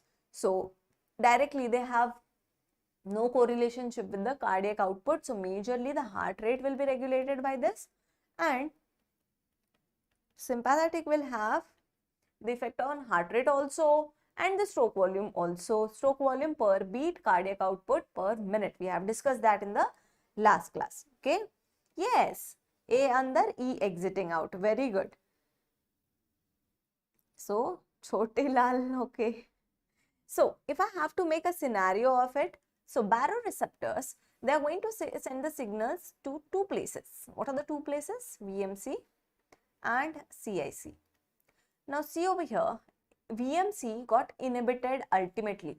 Why? Because the CALM, if it is more activated, it will release more GABA onto the RVLM, and it is going to inhibit the RVLM more and more. So VMC, which is the sympathetic system which got inhibited, if the sympathetic system is got inhibited, there are two things which are going to occur. That is, first is decrease in the heart rate and decrease in the stroke volume. Ultimately, both are going to happen over here. That means decrease in the cardiac output via decreasing the stroke volume every time, and decrease on the heart rate via acting on SA node. Okay. On the other hand, if we see the CIC or CVC, the CIC was activated. So it will activate the parasympathetic system. If we activate parasympathetic system, it will also reduce the heart rate. I told you parasympathetic system has no supply on the vessels and on the ventricles. VV वाले पे इसको कोई supply नहीं होता है. That's why it won't affect the cardiac output much, but definitely the heart rate is going to reduce. Now remember this very carefully. In both the things, the heart rate is reducing via the sympathetic inhibition and parasympathetic stimulation. Now, can you tell me what is going to be the clinical application of this thing? Clinical application, if someone comes to me as tachycardia or arrhythmia, which are involuntary, there is some supraventricular tachycardia which is happening paroxysmally, which is known as paroxysmal supraventricular tachycardia, PSVT. What we ask to the subject, first of all, if I see lot of heart rate is racing like anything, I ask him to do the carotid massage. What is going to happen after I do carotid massage is that this system will be activated, the baroreceptors are activated, and the heart rate of the patient will slow down temporarily, right? Just that you have to take the precaution, you cannot activate both the carotid sinuses simultaneously, otherwise the heart can go in the arrest altogether. So please don't do that, okay? One more thing that I wanted to make sure that you remember, if they ask the maximum blood flow, there are 3 questions possible. Maximum blood flow to which organ? If they ask directly question like this, organ will be liver. If I ask you same question, maximum blood flow, yes Varun, you are absolutely correct. Yes, neck pe massage karte hain. Maximum blood flow per 100 gram per minute. If I ask just per minute, that is going to be liver. If I ask per 100 gram per minute, the answer will change, that will be kidney. And if I ask not the organ but tissue, this is not the organ, right? Carotid sinuses and aortic sinuses, they are not the organs, they are just the part of the organ, right? They are part of the blood vessels, so they are tissues. So if you have in the option the sinuses, carotid sinus, aortic sinus, baroreceptors or chemoreceptor, please go for it, because that is going to be the answers over here, right? Sinuses or bodies that we are going to talk about, that is the chemoreceptors and baroreceptors. Especially if we have both, then go for the chemoreceptors. They have around 2000, that means 2 liter, 2000 ml, that is 2 liter blood flow per 100 gram per minute. That's such a high blood flow, liters mein, okay? And that is very, very important for the regulation also, okay? So their need is very less, but for the regulation, maximum blood flows from there, okay? So please remember, if they ask about tissue, then your answer will change to the bodies, that is mainly the chemoreceptor. Applied aspect, carotid sinus massaging. Via the massaging, what is going to happen? The sinuses, carotid sinus massage, it will activate the baroreceptor, and mainly it is going to have the effect on the heart rate. Heart rate is going to be reduced. Please do it unilaterally. Never do bilateral. Never. Heart may go in the arrest suddenly, right? So never do it bilaterally. Heart rate is, we want to just reduce it, okay? बच्चे parasympathetic, it is going to inhibit the SA node, right? जैसे sympathetic activate कर रहा था, वैसे parasympathetic is going to inhibit the SA node, and via inhibiting that, since it is supplying to the atria, and in the right atria we do have SA node, which is going to get inhibited via the parasympathetic stimulation or inhibited via the sympathetic inhibition, okay? So in that case, parasympathetic stimulation causes reduce in the heart rate. That is its function, okay? Now, that happens via cyclic AMP. We'll learn that in the endocrine, the whole bigger scenario of that. So that will reduce the cyclic AMP. It acts on the GI receptors, that is G protein coupled receptors, which are inhibitory in nature, and they will reduce the cyclic AMP. As the cyclic AMP is reduced, the heart rate will reduce, okay? That happens through the protein kinase pathway. It's a whole mechanism. We'll learn that later in the endocrine, right? So, heart rate. So, it is used in the treatment of something known as PSVT, that is paroxysmal. I have discussed the arrhythmias in detail. So, paroxysmal supraventricular. Supra means super, right? That means above the ventricle. So, supraventricular tachycardia. My question is for you, why not ventricular? Why I am mentioning supraventricular tachycardia? Tachy means higher heart rate, है ना? Why I am mentioning supraventricular specifically? Because the parasympathetic does not flow. Yes, both are supplying to the atria, and that's why both will reduce the heart rate, right? And major effect is of parasympathetic, because parasympathetic stimulation is causing the inhibition, okay? Parasympathetic supply is not there on the cardiac output, so it will not be able to reduce it more. Okay, so that is the thing. Yes, adenosine. Varun, you're right. So supraventricular, my question is to you, why supraventricular? Remember, again the same thing, majorly it happens because of the parasympathetic.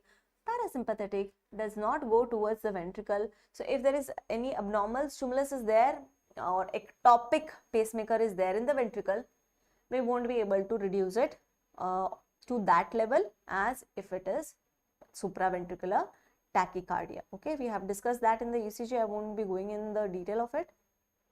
Chalo, let's move on to the chemoreceptor. So please remember, baro acts as a brake. So brake activate करने के लिए motor को कम कर दो. That means lower down the vasomotor center and activate the vagal center or cardio inhibitory center. Okay, so we have to stop or inhibit the CIC. Thamba, thamba, thamba. है ना? So you have to tell to your heart thamba, right? Then coming to the chemoreceptor, I told you C for chemoreceptor, and in the accelerator you do have CC over here. So it acts as the accelerator. So whenever you are going to activate the chemoreceptors, the blood pressure will shoot up, right? What is the stimulus? The stimulus is hypoperfusion of the tissue, and I told you how much higher it is. Why hypoperfusion? Hypoperfusion causes less of the blood supply, that means less of the nutrition supply, less of the oxygen supply, right? So what is going to happen to the tissues? Inside the tissues, the PO2 will fall. The carbon dioxide is still produced more. Why? Because the metabolism is still going on in the tissues, right? So that's why they are utilizing the oxygen and producing more carbon dioxide, but the oxygen which is coming from the back end, which is less, the supply is less, and that's why the PO2 is fallen. Such as example, best example is exercise. Demand is high, supply is less, as India is there, right? Road की demand बहुत सारी है, flyovers बनवा के भी कुछ काम नहीं बन रहा है ना. So demand is high, supply is less comparatively, right? So same happens during the exercise. These are the stimulus. Chemoreceptors, that means they sense chemicals. Baroreceptor में एक और चीज लिख लो. Baro means what type of receptor are they? So जहाँ पे हमने baroreceptor लिखा था, please make a note of it. Baroreceptors, they are mechanical receptors or stretch receptors. How they sense the pressure? Pressure. Baro means pressure, isn't it? We have learned that in the 10th standard itself. So baro means pressure. So how they sense this pressure? They are pressure sensors, but how? If more blood comes towards them, they are going to stretch more. If less blood comes, less stretching will be there. Accordingly, they are going to understand whether the pressure is more or higher. So they are type of receptor, mechanical receptors or stretch receptors. On the other hand, chemo, name में ही है. Chemo means chemical. What chemicals they are going to sense? Hypoxia, less of the oxygen. Hypercapnia, more of the carbon dioxide. Acidosis, more H plus ion in the blood. Okay, what is their range? We know baroreceptor का range क्या था बच्चों? Please do not come to me after reading Guyton. Guyton में range लिखा हुआ है 60 to 180. Genong में range लिखा हुआ है 60 to 200, one and the same thing. Okay. If you are following Guyton, you will get the answer as 60 to 180. If you are following Genong, you will get the answer as 60 to 200. Both won't be there in the option. If there, go for 60 to 200. Okay. This is the range of baroreceptor. What is the range of chemoreceptor? When do you want to hit the accelerator? Whenever the speed is low. So please remember, it works in the MAP of 40 to 60 mmHg.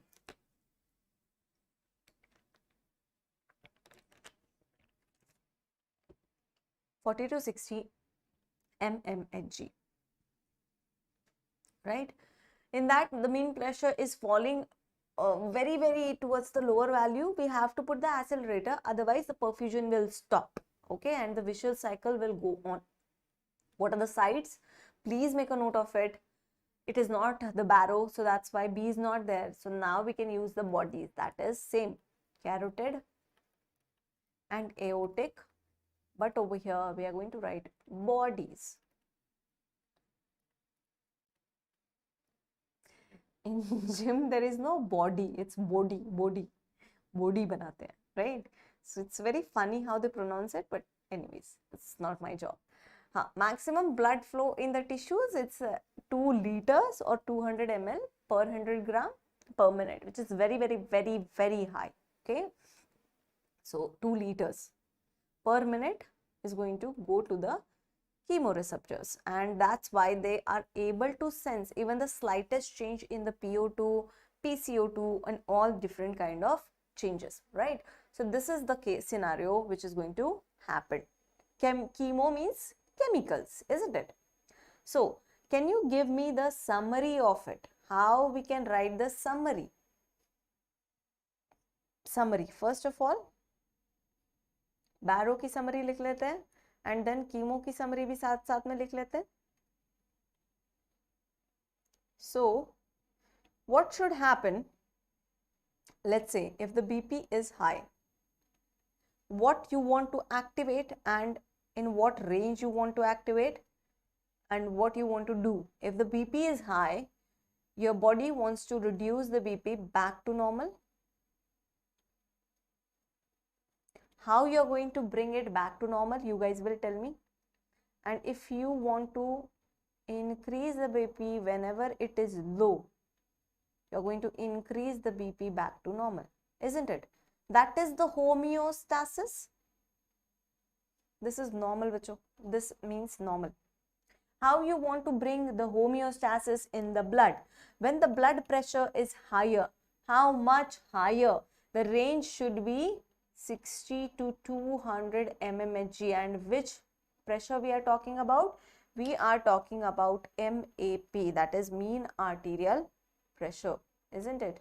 So mean arterial pressure we are talking about. Now what you want to put? You want to reduce the BP, so we are going to hit the brakes. So baroreceptor. What the baroreceptors are going to do? They are going to activate what thing and they are going to inhibit what thing, बच्चों? Activate करना है किसको? Brake को ना. So that's why we are going to activate the CIC or CVC, right? And we are going to inhibit the sympathetic wala accelerator, that is sympathetic system is motor. So we do not want to more accelerate it. So VMC, motor को inhibit करना है, right? And the BP will fall back to normal level. Same over here, if the BP is less, what you want to activate now? You want to hit the accelerator, which are nothing but the chemoreceptors, isn't it?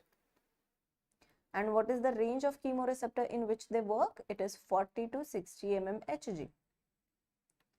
And what scenario they are going to create in the medulla?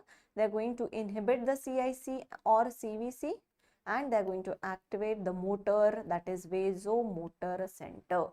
Tell me you understood this or not. If you understood this, you are good to go for the regulation of blood pressure, at least short term. You can answer any of the question because you know this summary. How much time it will take to revise this one single page, because this is the whole kahani which is going on in the background.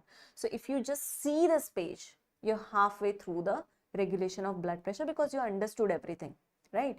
So that's how you are going to make the summaries of everything and you're going to revise it one day before, because you won't get much of the time before the university exams, right? So it will take only 2 minutes to go through it, right? Fatafat se, if you remember all these things, right? Everything is clear. I hope the good wala clear and not eraser wala clear, okay? Neurogenic hypertension. The second thing that you are going to talk about is neurogenic hypertension. This is also an applied aspect. Now remember, either it is carotid body or carotid sinus. The ninth nerve is going to carry the signals. Be that the aortic bodies or aortic sinus, 10th nerve will carry the signals, right? And these nerves which carries the signal, we are still discussing normal. Nerves which carries the signals, what they are called as? They are buffering the BP, isn't it? They are maintaining the BP to the normal level If it is increased, they are decreasing it. If it is decreased, they are increasing it. So they are buffering it. And that's why the 9th and 10th nerve, which originates from these two things, bodies and sinuses, these are called as good wala, chalo, good. So these are called as buffer nerves, you know. Buffer nerves. These are called as buffer nerves. So please remember, these together are called as buffer nerve. What if हमने experiment किया cat में, obviously इंसान में करेंगे तो will go to the jail, है ना, which we do not want. There will be no AC, no traffic jam, but still we do not want it. But remember, if I cut these nerve, if I cut the nerves in the cat, है ना, in the cat, because it's an experimental animal, it won't hurt me, it won't send me to the jail, है ना, because no consent is required. So if I cut that in the cat, what is going to happen to the blood pressure of the cat? Obviously it won't be maintained.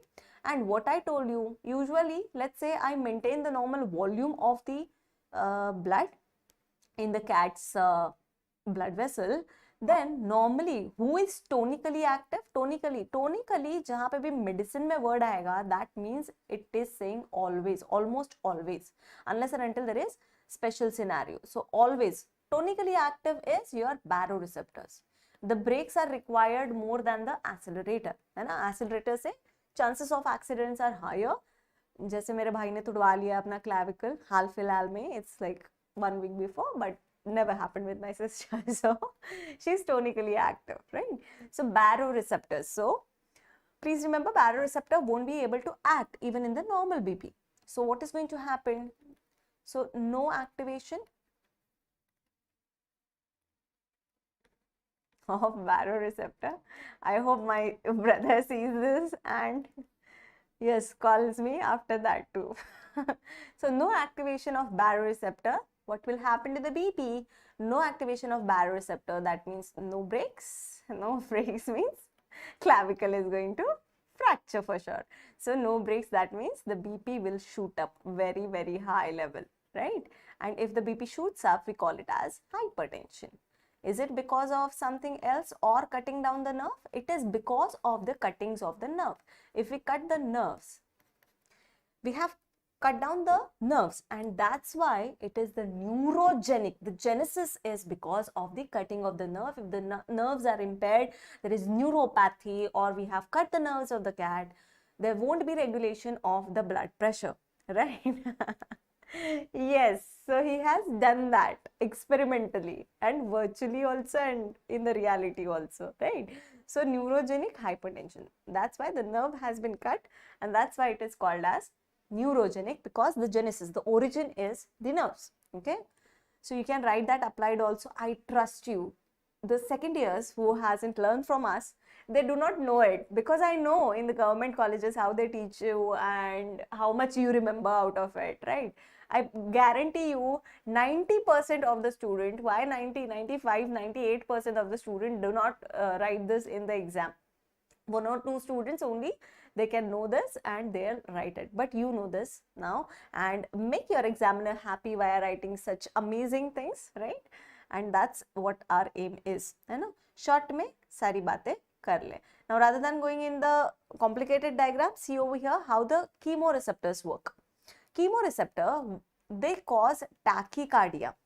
Again, they work via the baroreceptor, like the baroreceptor mechanism, same nerves, but they have different scenario over here. There is a slight detour which are going to occur via the respiratory system. You know? So CVS and respiratory, they both are in the thorax and they intermingle with each other, right? हर जगह घुसना है RSP को, right? So it is going to come in the way, or it is going to give the detour. How?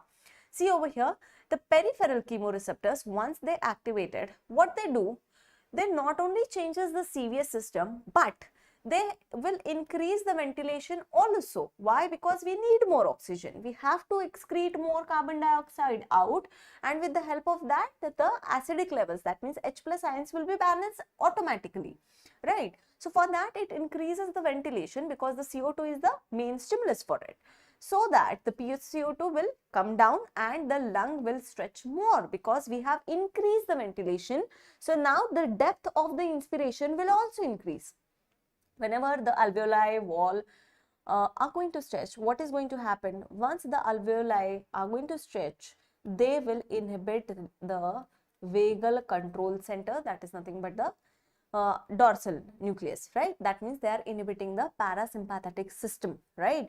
So there are two inhibitory centers. First thing, there will be decrease in the PCO2. Why? Because this is hyperventilation. That means I'm expiring also more. Why? Because the expiration, ventilation has increased. So more carbon dioxide will be washed out. It has more diffusion capacity, 200 times more, and that's why it will wash out quicker, and that's why it will give the inhibitory signals to the vagal control center. So what is going to happen, bacho? Vagal control center means CIC. If you inhibit the parasympathetic system, what is going to happen? More heart rate is going to be seen, right? Parasympathetic won't act on the cardiac output, so there will be no stimulation, but there is going to be tachycardia. Yes, there is peripheral chemoreceptors which are stimulating the CIC for the cardiac centers and cardiac regulation. But understand, there is one stimulatory signal and two inhibitory signals. Obviously, the inhibitory ones are going to dominate, right? Suppose you do have 10 people of your students, let's say, okay? Let's say 8 of them are studious, but 2 of them are not studious. But the 8 of them will dominate the non-studious students, and they will convert them into the studious one. At least they will make those students pass and get forward, right? But if the 10 peoples are there where 8 people are not studying, they will convert those studious people into the entertaining people, right? Which is not the good scenario. Such kind of senior we have gone through, right? Everybody has gone through these days, right? Just make your brain understand they should not dominate you. Okay, the temporary fun, entertainment is fine, but it should not hamper your studies, right? So overall, okay. Thank you. So that's true, cerebellum is also dominant over everything else. We are trying our best. I am not going to quote any platform. They are doing their best. We are doing our best. So you guys are there for supporting us. So that's why we are progressing very, very rapidly. So please understand, there will be tachycardia in the case of peripheral chemoreceptor activation. There will be no bradycardia, and that is the difference between the baro and chemo, main difference. Okay, coming to the CNS ischemic response. If there is a ischemia, what is going to happen, bacho? If there is a ischemia, it is known as last ditch response. Why it is known as last ditch response? If this response ditches you, the life will ditches us, right? So that means if this response ditches, this response also cannot make our BP back to the normal. Nobody can. Nobody can. That means we will, the life will ditch us. Okay. So that is the thing. So if there is a severe ischemia of the brain, what is going to happen? In the Cushing's reflex also this is going to take place. There will be strong stimulation of VMC. Very, very strong stimulation of VMC. It will give maximum stimulation possible to the VMC and try to bring the heart rate and cardiac output to increase, mainly the blood pressure and heart rate and cardiac output both. Right? And when this is going to work, the range is below 40 mmHg. When the pressure falls below 40 mmHg, in some books it is written as 50 also, but at 50 we do have chemoreceptors working on it. But yes, you can go for any book. Most of the foreign author books I have seen 40, so I have written 40 over here. Okay, so cardiac output is also going to increase. So please remember that heart rate and cardiac output increases maximally. There is a very, very, very, very, very strong stimulation of sympathetic system.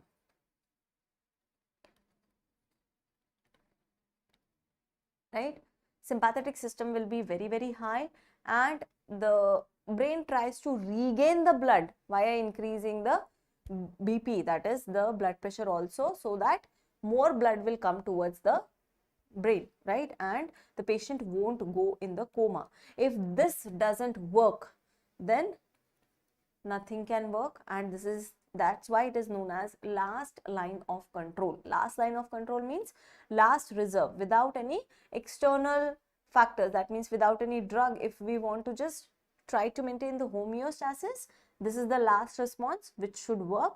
Definitely the humoral responses, they are going to activate mostly the sympathetic system. That we won't be talking here. We'll be talking it into the next thing, that is endocrine. Okay. Sinus arrhythmia. Now there is a short thing, sinus arrhythmia, we can just discuss briefly over here. Remember that there is a change in the rhythm. Arrhythmia, that means there is an abnormal rhythm which can be seen, but it is sinus. Sinus means something happening physiologically. So this arrhythmia, A means abnormal, this arrhythmia means abnormal rhythm which we see in the ECGs mainly, but if it is sinus, means it is coming through the physiological reasons. It is because of the physiological reason, and this is physiological. Via the respiration, your heart rate changes. That is known as sinus arrhythmia. Commonly asked Viva question, and short note can come on this. So please remember, whenever we cause a deep inspiration, so what is coming over here? See, inspiration, the S is coming over here.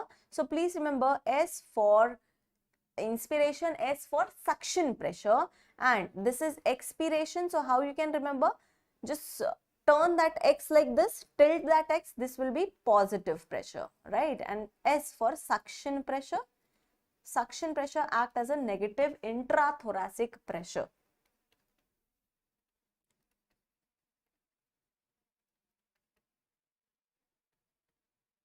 Intrathoracic pressure, okay? Inspiration, deep inspiration, mein what is going to happen? The intrathoracic pressure is going to reduce. Why? Because there is a lot of volume. Boyle's law, if the volume increases, the pressure is going to fall. Pressure is falling, that means this is suction pressure. It is going to suck more blood towards the heart, isn't it? So it is not only acting on the respiratory system, but the heart is also there in the thorax. So that's why it is acting on the CVS system also. It is going to suck more blood towards the heart. That means venous return is going to increase. If the venous return increases, it will stimulate the SA node also, and there is something known as Bain-Bridge reflex, which we'll learn later because we don't have time. I have to cover the types of blood vessel also. Bain-Bridge reflex. Yes, that is the intrathoracic pressure, bache. Okay, so Bain-Bridge reflex, what is going to happen? In the Bain-Bridge reflex, if stimulated, it usually causes tachycardia. This is because of stimulation of SA node and stimulation of low pressure baroreceptors which are there in the atria, ventricle and aorta and pulmonary artery, mainly the pulmonary artery. Okay, so they are going to get activated and that causes tachycardia. Inspiration causes tachycardia. That is going to be inspiration increases the heart rate. That's how you can remember. Just remember for now, inspiration increases the heart rate. Okay, and expiration, ulta kar do, decreases the heart rate. Why? Because there is a positive intrathoracic pressure. That means the vessels and the heart will be compressed. It doesn't have much space to do the compliance, and that's why the heart rate is going to decrease. Bradycardia. When we are going to go in the reflexes, we'll learn that in the detail, right? So just remember, inspiration increases the BP. Intermediate term. There are two major mechanisms. What are the two major mechanisms? First is stress relaxation and capillary fluid shift mechanism. So first thing is stress relaxation, which you are also needing it, right? There is a lot of information I am throwing. I hope you are understanding this thing, है ना? Stress relaxation. कुछ देर में मुझे भी message आने लगेंगे कि ma'am, this is ultimately the thing which is needed. Relaxation, right? Stress relaxation and capillary fluid shift mechanism. One and the same thing, slightly different, but mostly same. Capillary fluid shift mechanism. In some books, it is also mentioned that angiotensin II causes, it is a potent vasoconstrictor,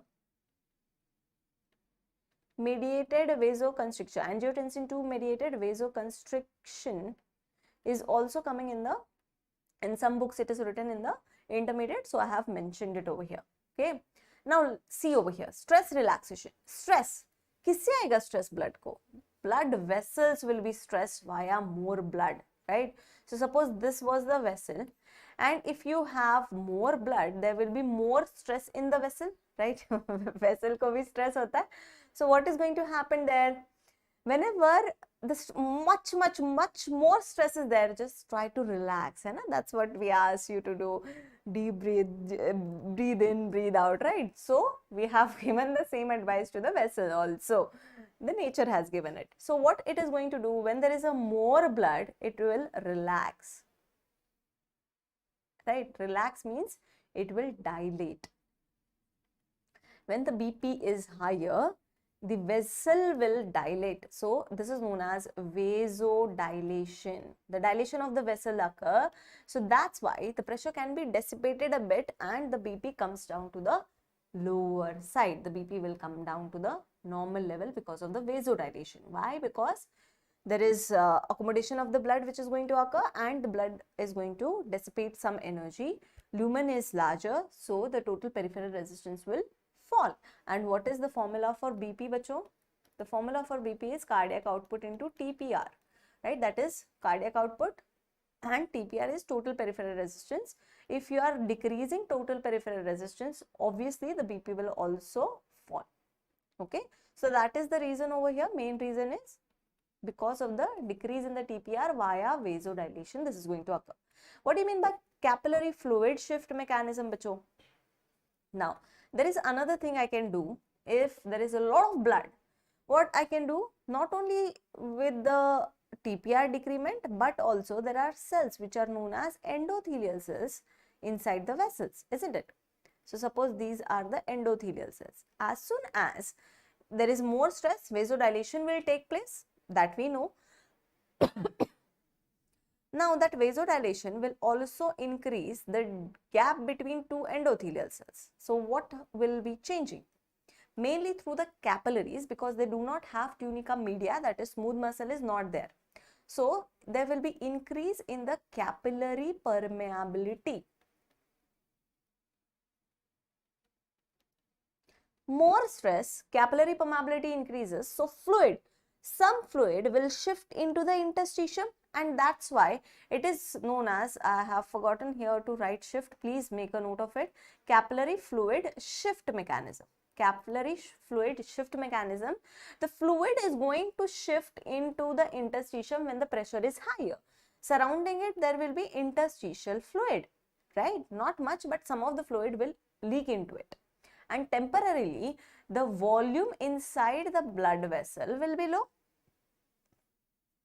Nerve physiology, bache, I have given the schedule to the team, right? As soon as we are going to finish the CVS, either we can start the respi or we can start the nerve physiology. I'll put up the poll, whichever you want, we can start with that. Okay, we'll start the nerve physiology later on, after the CVS completion. Okay, now focus over here. What is going to happen?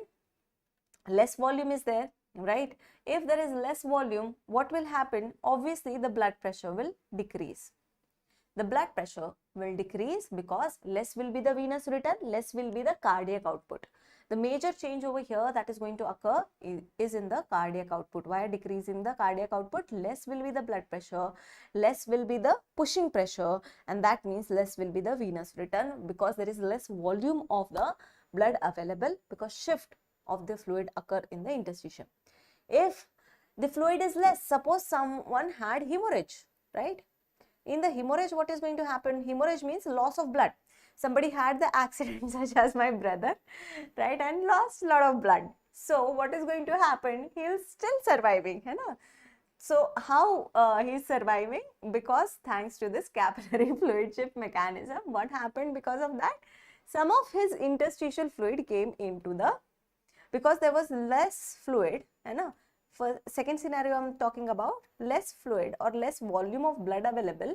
So that's why temporarily it borrowed the blood from the interstitial fluid, and that's why it maintains the BP. Otherwise the BP will fall at very low point, okay, which is harmful. Definitely, if the perfusion is not maintained, the brain will go off in some time. It might lead to a coma. In severe accidents, this may happen. Okay. Coming to the angiotensin, it is a potent vasoconstrictor. Again, RAS system, you have known this. So please just make a note of it. This is not very new thing. Angiotensin, it is the vasoconstrictor. It is going to cause vasoconstriction whenever the BP is low. So if there is a vasoconstriction, the blood pressure is maintained, right? Building up the pressure. Coming to the long term, we have discussed short term, intermediate term and long term. There are two things in the long term. The main and important thing over here is the volume change, okay? Volume regulation. Now, how the volume is going to get regulated? Via kidney. Volume regulation via kidney. And in the general system, we say that the gain of the kidney is infinite, isn't it? If it is infinite, that means it is the maximum efficient system. Most efficient system or maximum efficiency is given by the kidney itself. Why? Because unless and until BP comes back to normal level, it won't stop working. Unless and until we get the gold medal, we won't stop studying, isn't it? So that is the scenario over here. And the second system is RAS system, in which you required lot many things. What is RAS? Renin, angiotensin, aldosterone system.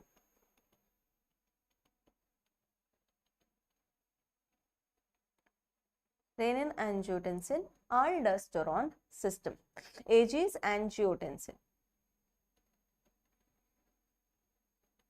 Okay. Now remember that the renin is released from the granular cells of the kidney. That means it is released from the kidney, right? Now, what is the function of renin? It goes in the liver. Via the circulation, it reaches to the liver.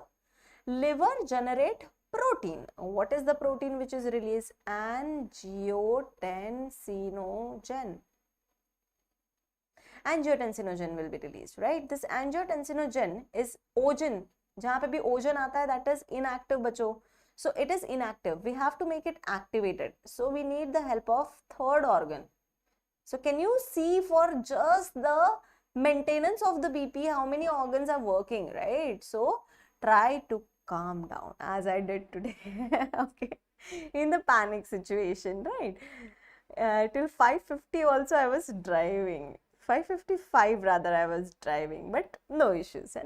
All comes to good things, right? Why? Because you're giving very good responses today. Okay. कोई independent speech नहीं भाई.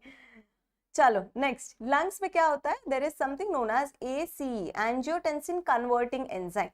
First of all, this angiotensinogen will be converted into angiotensin 1 with the help of renin that has been secreted by the kidney. This angiotensin 1 will come to the lung and via the pulmonary capillaries, endothelial cells. Remember, not the alveoli it is going to release. It is going to release by the capillaries of the lungs, that is pulmonary capillary. It will be converted to angiotensin 2, which is the potent vasoconstrictor, and this will activate the aldosterone also, that is the hormone which works on the distal tubule of the nephron, and it helps to reabsorb the water. So whenever, two things. So first thing is, whenever the BP is low, what is going to happen? The kidney try to conserve as much as water possible. So conservation, maximum conservation is activated by the kidney. So renal output will be very less, है ना? बहुत कम सुसु आएगा उसको. Then coming to the aldosterone, that is the function of aldosterone. It try to absorb maximum of the water and salt. So this will also cause salt and water reabsorption. What if the BP is higher? At that time, the excretion via the kidney will be increased and the aldosterone also released less, and that's why salt and water excretion will increase if the BP is higher. Higher the BP, the excretion of salt, which is known as natriuresis, will be happening, and excretion of water, that is known as diuresis, which is going to happen. Okay.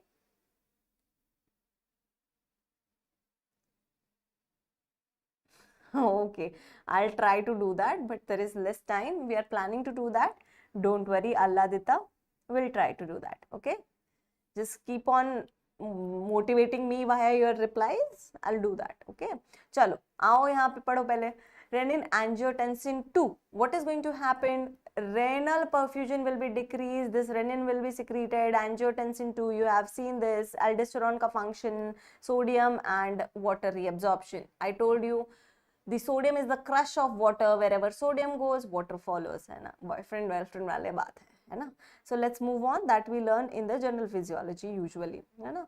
Let's move on to the long term regulation. We have discussed renal mechanism. First thing, rate of excretion will be changing of the sodium and water, right? This is known as a diuresis, pressure diuresis. Diuresis means whenever the pressure, blood pressure is higher, the excretion of water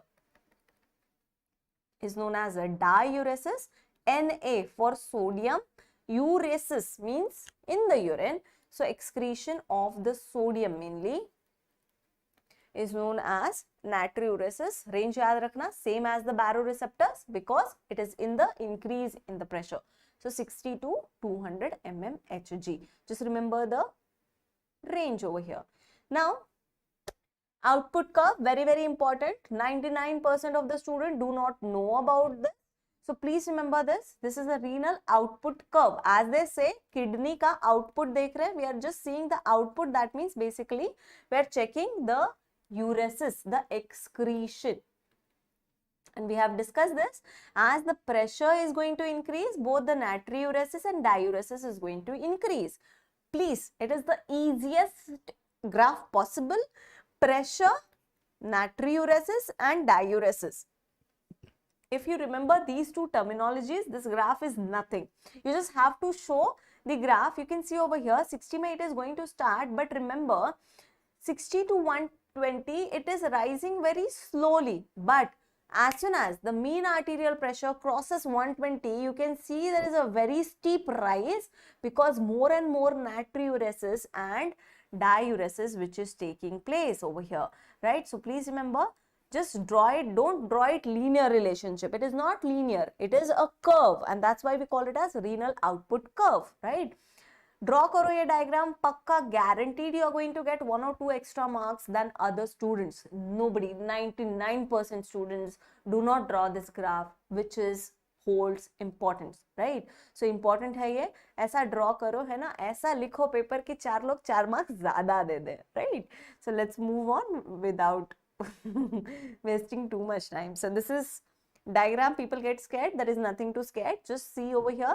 Within seconds, the short term will be activated. The first activated system is baroreceptor, then the chemoreceptor, and then the CNS ischemic response, right? Then comes to the next one, intermediate one. You can see this happens in the seconds to minutes. In the seconds to minute, we do have stress relaxation and capillary fluid shift mechanism, which is shown in the green color, okay? And then comes to the long term. Long term में क्या क्या है देखो? What is there in the long term बच्चों? In the long term, you do have renal volume pressure control and aldosterone system. Okay, renal volume and aldosterone system. So this black one over here which is showing, that is aldosterone system. Open Guyton, you're going to get this diagram, right? Don't worry about it. And this line which is shown over here, that is renin angiotensin vasoconstriction, right? This is capillary fluid shift, pink wala, and this green is shown over here, renin angiotensin. This is a peculiar diagram of Guyton. Don't get scared, they just wanted to show you which are the short term, long term mechanism, right? Chalo, we'll solve the question because we don't have time. Just I'm going to give you the answers. Just pause the video because you have time. Pause the video and solve the question. Bernoullis Principle, we know it is the sum of kinetic energy of flow and pressure energy. All these questions have either come in the NEET, PGI or INI-CET exams, which I have taken from those, right? All these are recall question, which you can solve in the first year itself if you have stronger concepts, है ना?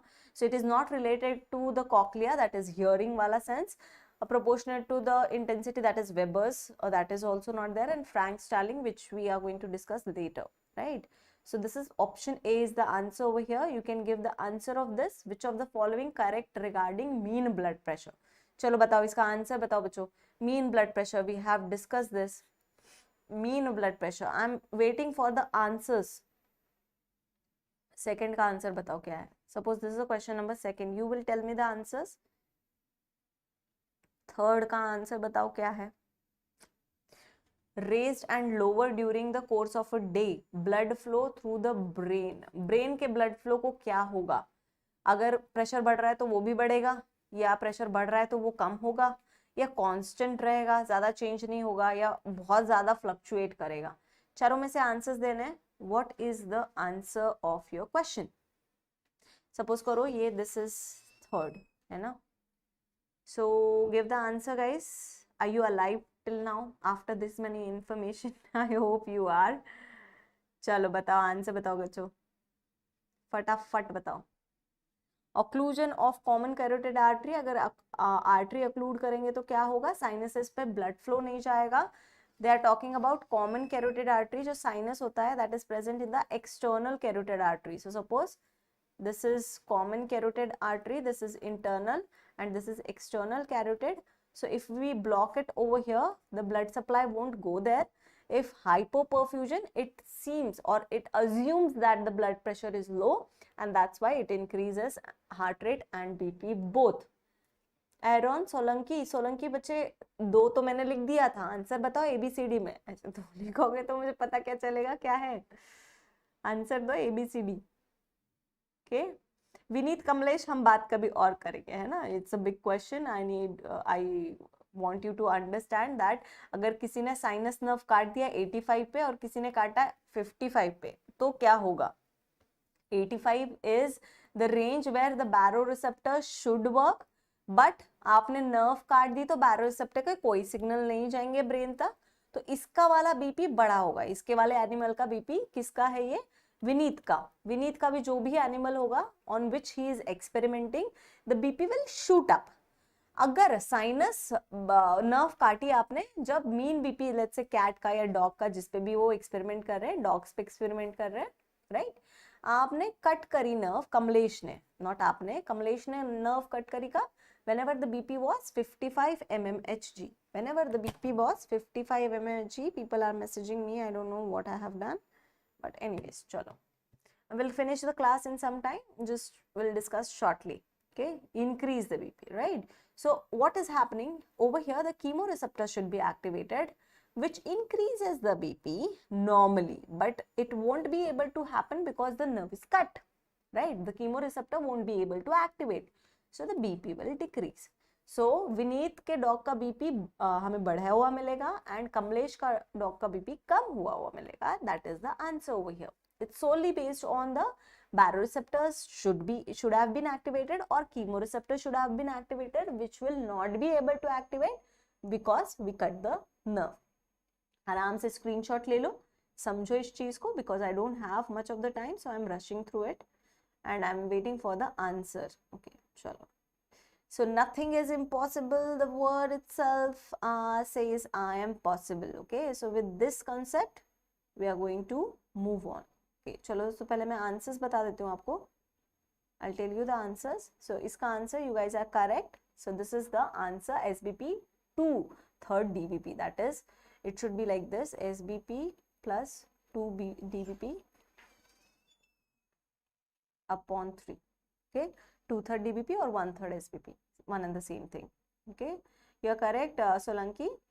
Then coming to this, we know the auto-regulation of the brain is the best, so it will remain constant throughout. Okay, it won't change much, it won't fluctuate much because auto-regulation best होता है brain का, best, just best है ना. BP pre flight post flight usually lying down position में हम prefer करते हैं. I will not discuss this question, it's very lay question, but ठीक है चलो. Now will move on to the types of blood vessel. 5 types of blood vessel है. 5 minute में सब खत्म कर देंगे because we have discussed most of them. Okay, and summary देंगे लास्ट में. Windkessel vessel. What do you mean by vein Kessel vessel? I told you that they are going to have elasticity. Oh my God, look at those hearts, है ना. I'll tell you the history of heart. It should be removed, है ना. Proper heart की diagram बनानी चाहिए. This is not the structure of heart, but anyway, चलो. Wind Kessel vessel, they do have elasticity. Okay, so elasticity is the property of aorta and large arteries.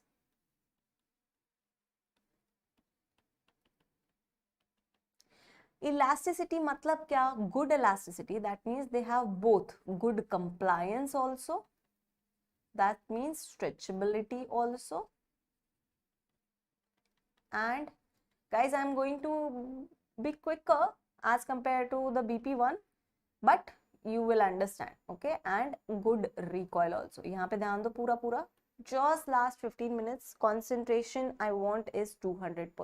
Okay, good recoil. That means खींचेगा भी अच्छे से, stretch अच्छे से होगा, and then there will be recoil. That means returning back to the recoil, returning back to the normal position. N and gola means normal. Okay, so what is going to happen? Suppose this is the atria, this is ventricle, and this is aorta.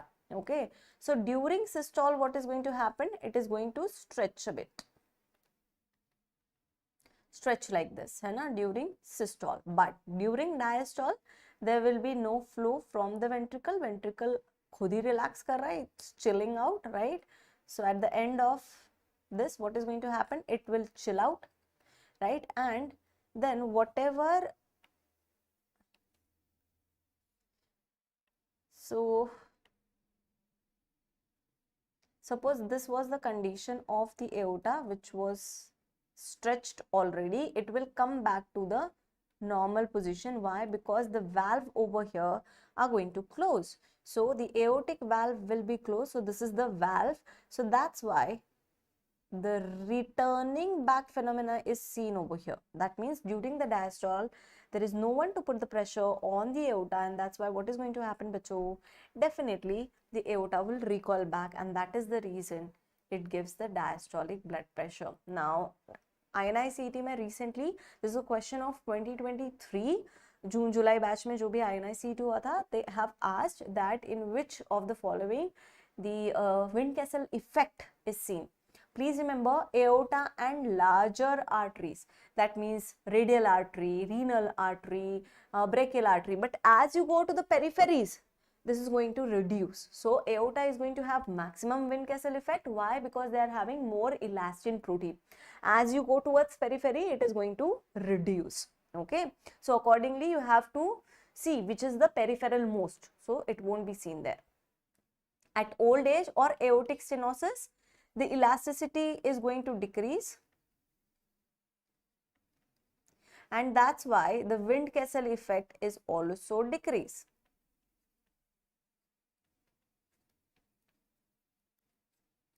Windkessel effect is also decrease. So please make a note of it that this is going to decrease, decrease, decrease.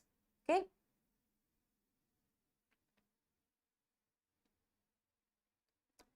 आगे बढ़े. Diastolic blood pressure, I told you, it is because of the aortic recoil. This is because of the Windkessel effect in aorta.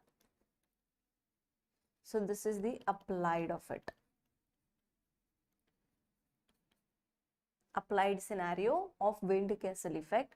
Please, दो चीजें आपने लिखनी है. First thing, physiological, that is the reason for diastolic blood pressure, and second is aortic stenosis या old age में जिसमें elastin fibers are going to reduce, and because of that the Windkessel effect is also going to reduce. Okay.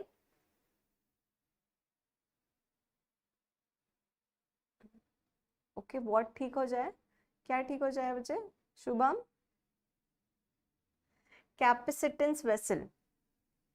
Capacitance vessel, that means they have capacity to store the blood. Okay, so that means they have capacity to store the blood. As our moms have the capacity to store good things for the guests, right? So the when guest comes, the nice crockeries are going to come on the table, but when we are there, that won't happen, right? So capacitance vessel. Aladita, what is your question? YouTube पे पूरी MBBS first year, it's difficult, we'll try to do that, okay? We are making a program and I have already made a program, right? I'll tell you shortly about it also, okay? Don't worry, it is going to happen, but it will take some time. Anyways, chalo. So capacity to store the blood, okay? So remember over here there will be good compliance. बस माँ का heart पिघलता नहीं है बहुत जल्दी, right? She is very strong, she knows when we are doing drama for the new crockery, है ना? So that's why poor recoil, है ना? Poor recoil. So she knows, she is very smart, right? So good compliance but poor recoil. डंडे खूब पड़ेंगे, right? So what is going to happen if that is the scenario? Remember that it is going to store the blood. That means suppose there is a lot of stretchability possible in these kinds of vessel. First of all, I'll just write the examples of these vessels. They are systemic veins. So veins are the capacitance vessels. Now, the veins have the capacity to store the blood. Remember that I told you that all of that blood should not come into the flow. We do have extra amount of blood, but we do not ask it to come into the flow. Thanks to this capacitance vessel, they can store this blood, and that's why our BP is normal.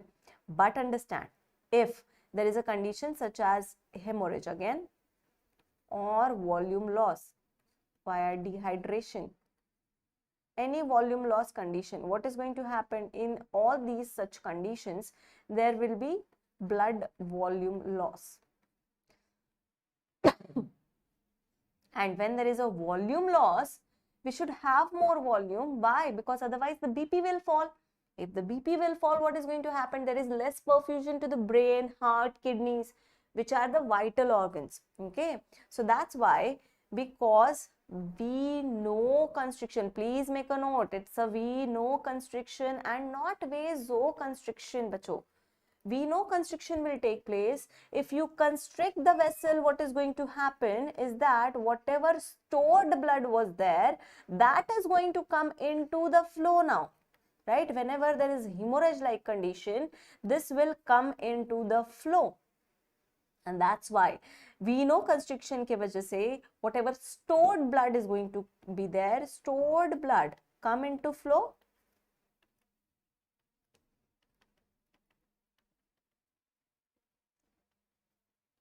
and the BP will be normalized. Or you can say the perfusion of the tissue is, I'm writing over here, the perfusion of tissue will be maintained.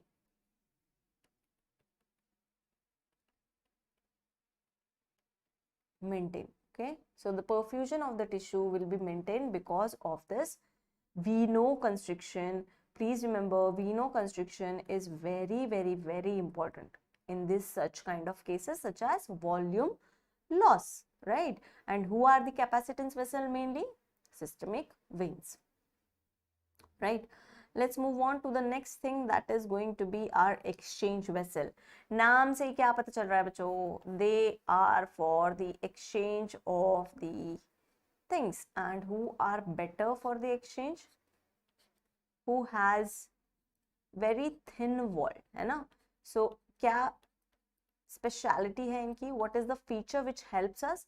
That is thin walled.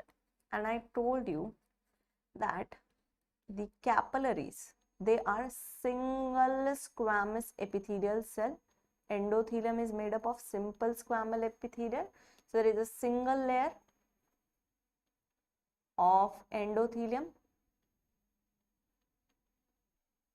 plus there is no tunica media or no smooth muscles,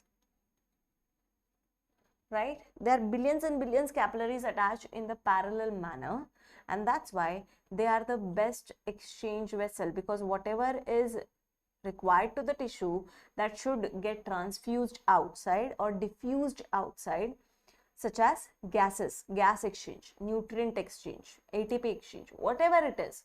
So exchange vessels are your capillaries. So they are best in the exchange capillaries. You should not take much time. right? And they do have less turbulence also, and overall cross-sectional area is maximum cross-sectional area. So the velocity is going to be low velocity. So all these features, so suppose you went to the party, right, and the chef is making very nice food and you are hungry, right, and if he comes very quickly towards you, that's a good thing. The transfer should happen very quickly. He should not take much time to come from the kitchen to the hall where you are sitting, let's say. So he should come quickly, but as soon as he come towards you, he should not just move the plate like this, okay? He should give you the time to choose the bigger sweet, the nicest plate, right? So the exchange, for the exchange, you have to have slow blood flow, and that's why all these properties are there in the capillaries. So please remember, the capillaries are the best vessels for the exchange, and that's why they are known as exchange vessels. All these properties make them the best vessel for the thank you so much. They are the best vessels for the exchange, right? Low resistance, minimum diameter. Why? Because they are arranged in the parallel manner.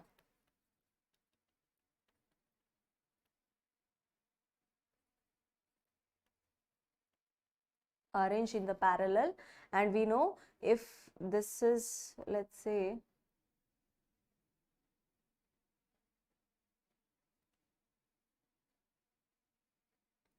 जैसे हम R calculate करते थे, so we have to calculate resistance R over here. So we first of all calculate R, let's say, and this is one scenario that I'm drawing here.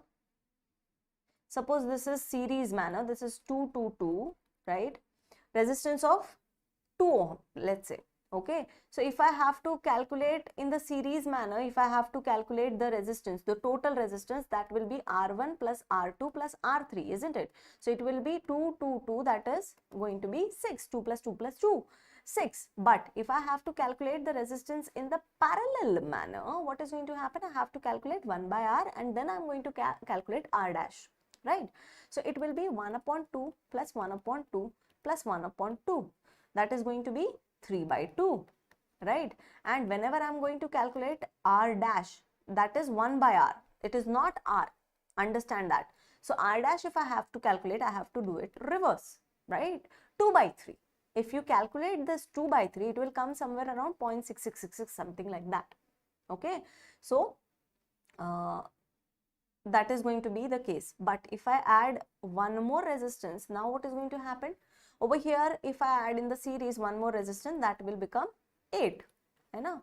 This is the second scenario. If I add R4 also, R4, then it will increase, the resistance is increased. But if I attach the resistance in the parallel manner, let's see what is going to happen. I'll just change the color of it so that you won't get confused. So if I add it R4, then it will be now 4 by 2, 4 by 2. 4 by 2, that means the R dash will be 2 by 4, that means it will be 0.5. So see over here, the resistance has reduced, and that's why low resistance flow will be smooth, laminar flow, and that's why despite of having minimum 2 to 2 diameter, they have the low resistance. There is no resistance in the intraluminal side. Why? Because billions and billions of capillaries attached in the parallel. You can imagine how low this resistance is, isn't it? So we'll do that later. What is the difference between these two numbers and Reynolds number? Just come to the resistance vessel directly. What do you mean by resistance vessel? The name itself telling you the resistance is given to these vessels or from these vessels. Who can give the resistance? Who can constrict the vessel maximally? Okay, not the capillaries we are talking about. We are talking about all other arteries and veins. Who can constrict maximal? Whomsoever is having this maximum smooth muscle. So smooth muscle maximum kahan par hota hai? Where the smooth muscle is maximum. Remember, this is the property that whomsoever is containing maximum smooth vessel, smooth muscle in the vessel, that is going to be arterioles. So please remember, the arteriole consists of maximum smooth muscle as compared to its cross-sectional area. It is having the thickest tunica media, and that's why it will cause, so it can cause maximum vasoconstriction, and that is the reason where there was a fall in the mean arterial pressure. So the site for, it acts as a site for maximum resistance, and that's why these are called as resistance vessels. So please make a note of it. These are called as resistance vessel, and that's why the reason that MAP falls maximum. MAP also can be seen that it falls maximally at the site of arteriole, right? Maximally at the site of arteriole. Why? Because they are giving maximum resistance, isn't it? So this is going to be the scenario which should be happening in the body, right? And they are the most important part, that they are important for the regulation of the blood flow. How much blood should be sent to a particular organ is decided by these arteriole itself. Okay, let's move on to the next thing, that is conduit vessel. What do you mean by conduit vessel? Conduit means to conduct. Conduit means to conduct or to transfer. Who is doing the work of car? It should not have much of the features. It just need to conduct from one passage to another passage, or one point to another point. Okay, like a Ola Uber driver, they just don't have to apply much of the brain, like aisa kyun ho raha hai body mein, why this is happening, why that is happening. No, they just have to drive, right? No special features are there. It just to be, vessel should be there to send it from one area to another area, for which the roads are made, but they are blocked because of many n numbers of region. So anyways, so my frustration should reach to the government. That's what I want. So to conduct or to transfer the blood. Who has no other feature than this? The arteries, right? The smaller arteries, especially the branches of larger arteries, they are systemic arteries. Okay, so artery or arteries, they are called as conduit vessel. Why? They only do the transfer, because they don't have maximum smooth muscle, they don't have only single layer of endothelium, they don't have much of the elasticity as compared to the aorta and larger arteries, right? So that's why they're not much of the major features that are allowed, right? So that is the case scenario over here. I hope my video is visible because it is stopped in this scenario. But anyways, let's move on to the further thing.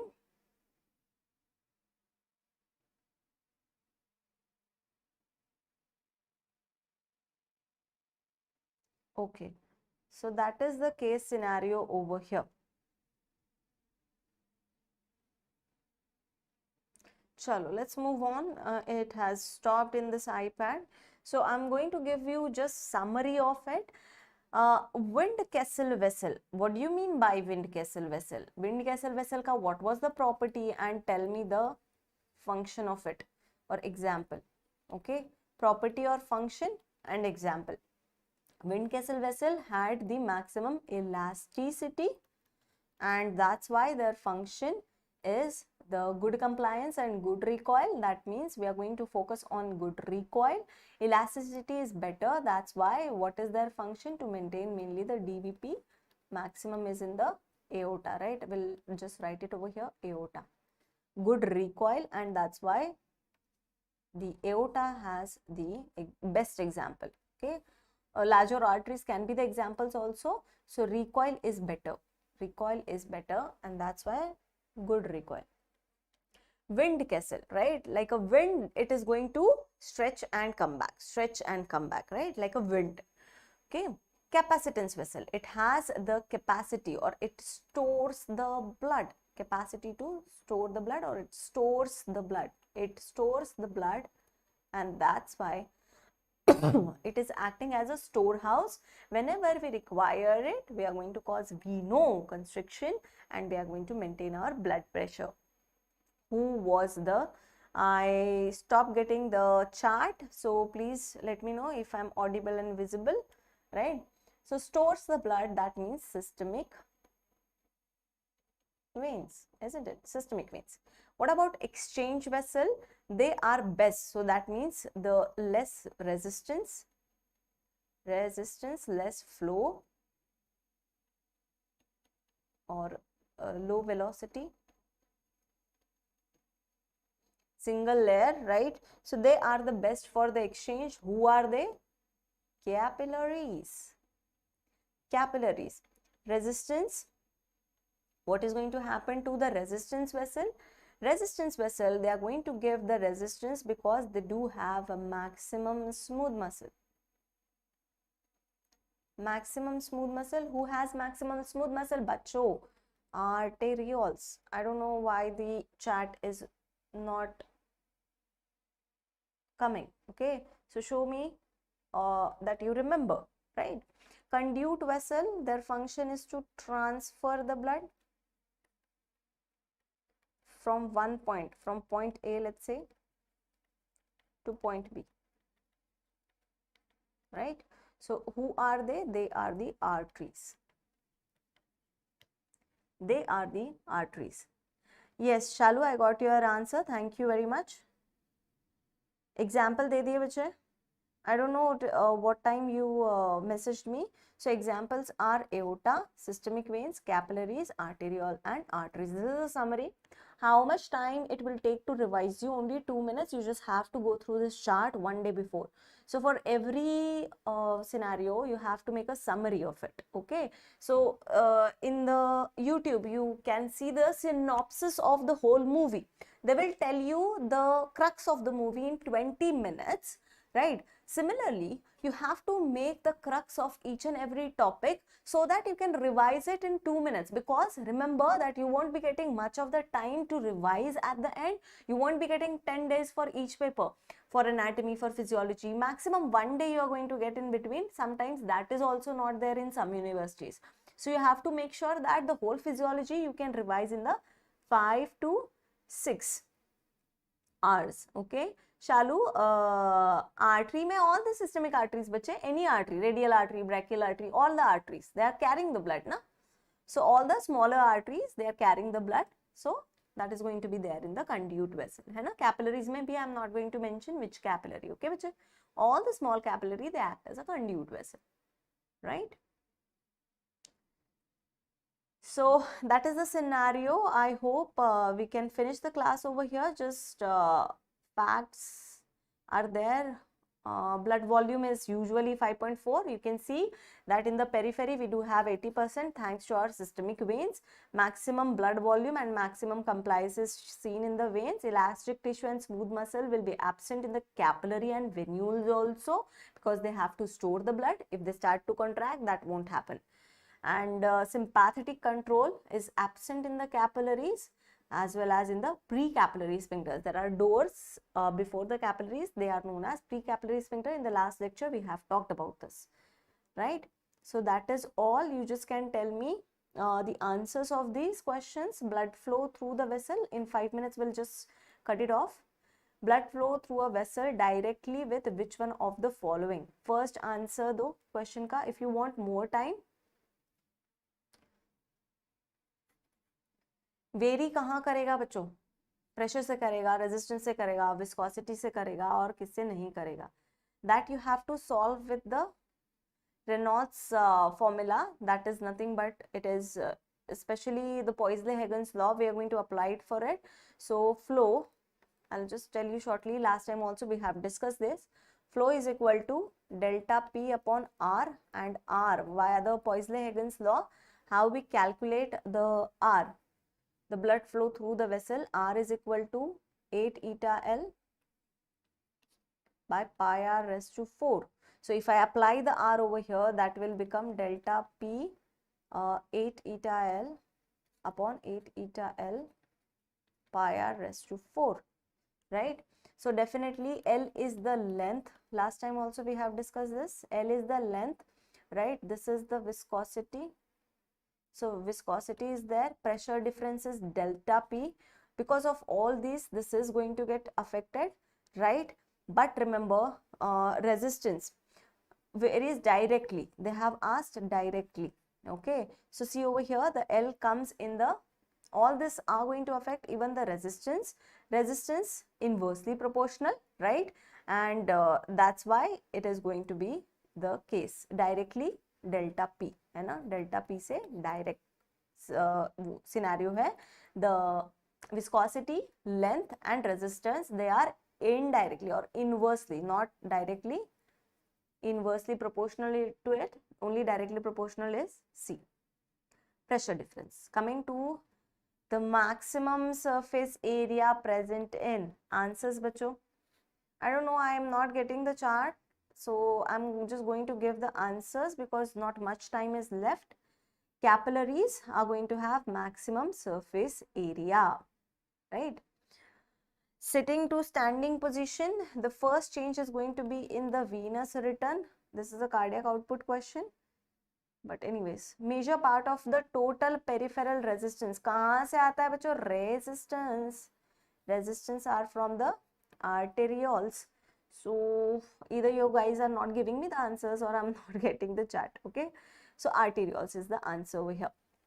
So that is all for today's lecture. Success is not final. Failure is not fatal. It is the courage to continue that counts. Okay. So sometimes you will feel to give up, but don't. At that point, just don't give up. Okay. Just continue whatever is going through as I continue to drive back here. So continue and you will win for sure. Okay, that is all from my side today. I hope you like the session. Please let me know in the comments. It is going to inspire me to continue these sessions also more and more. Thank you very much for being such a great audience. Have a good day.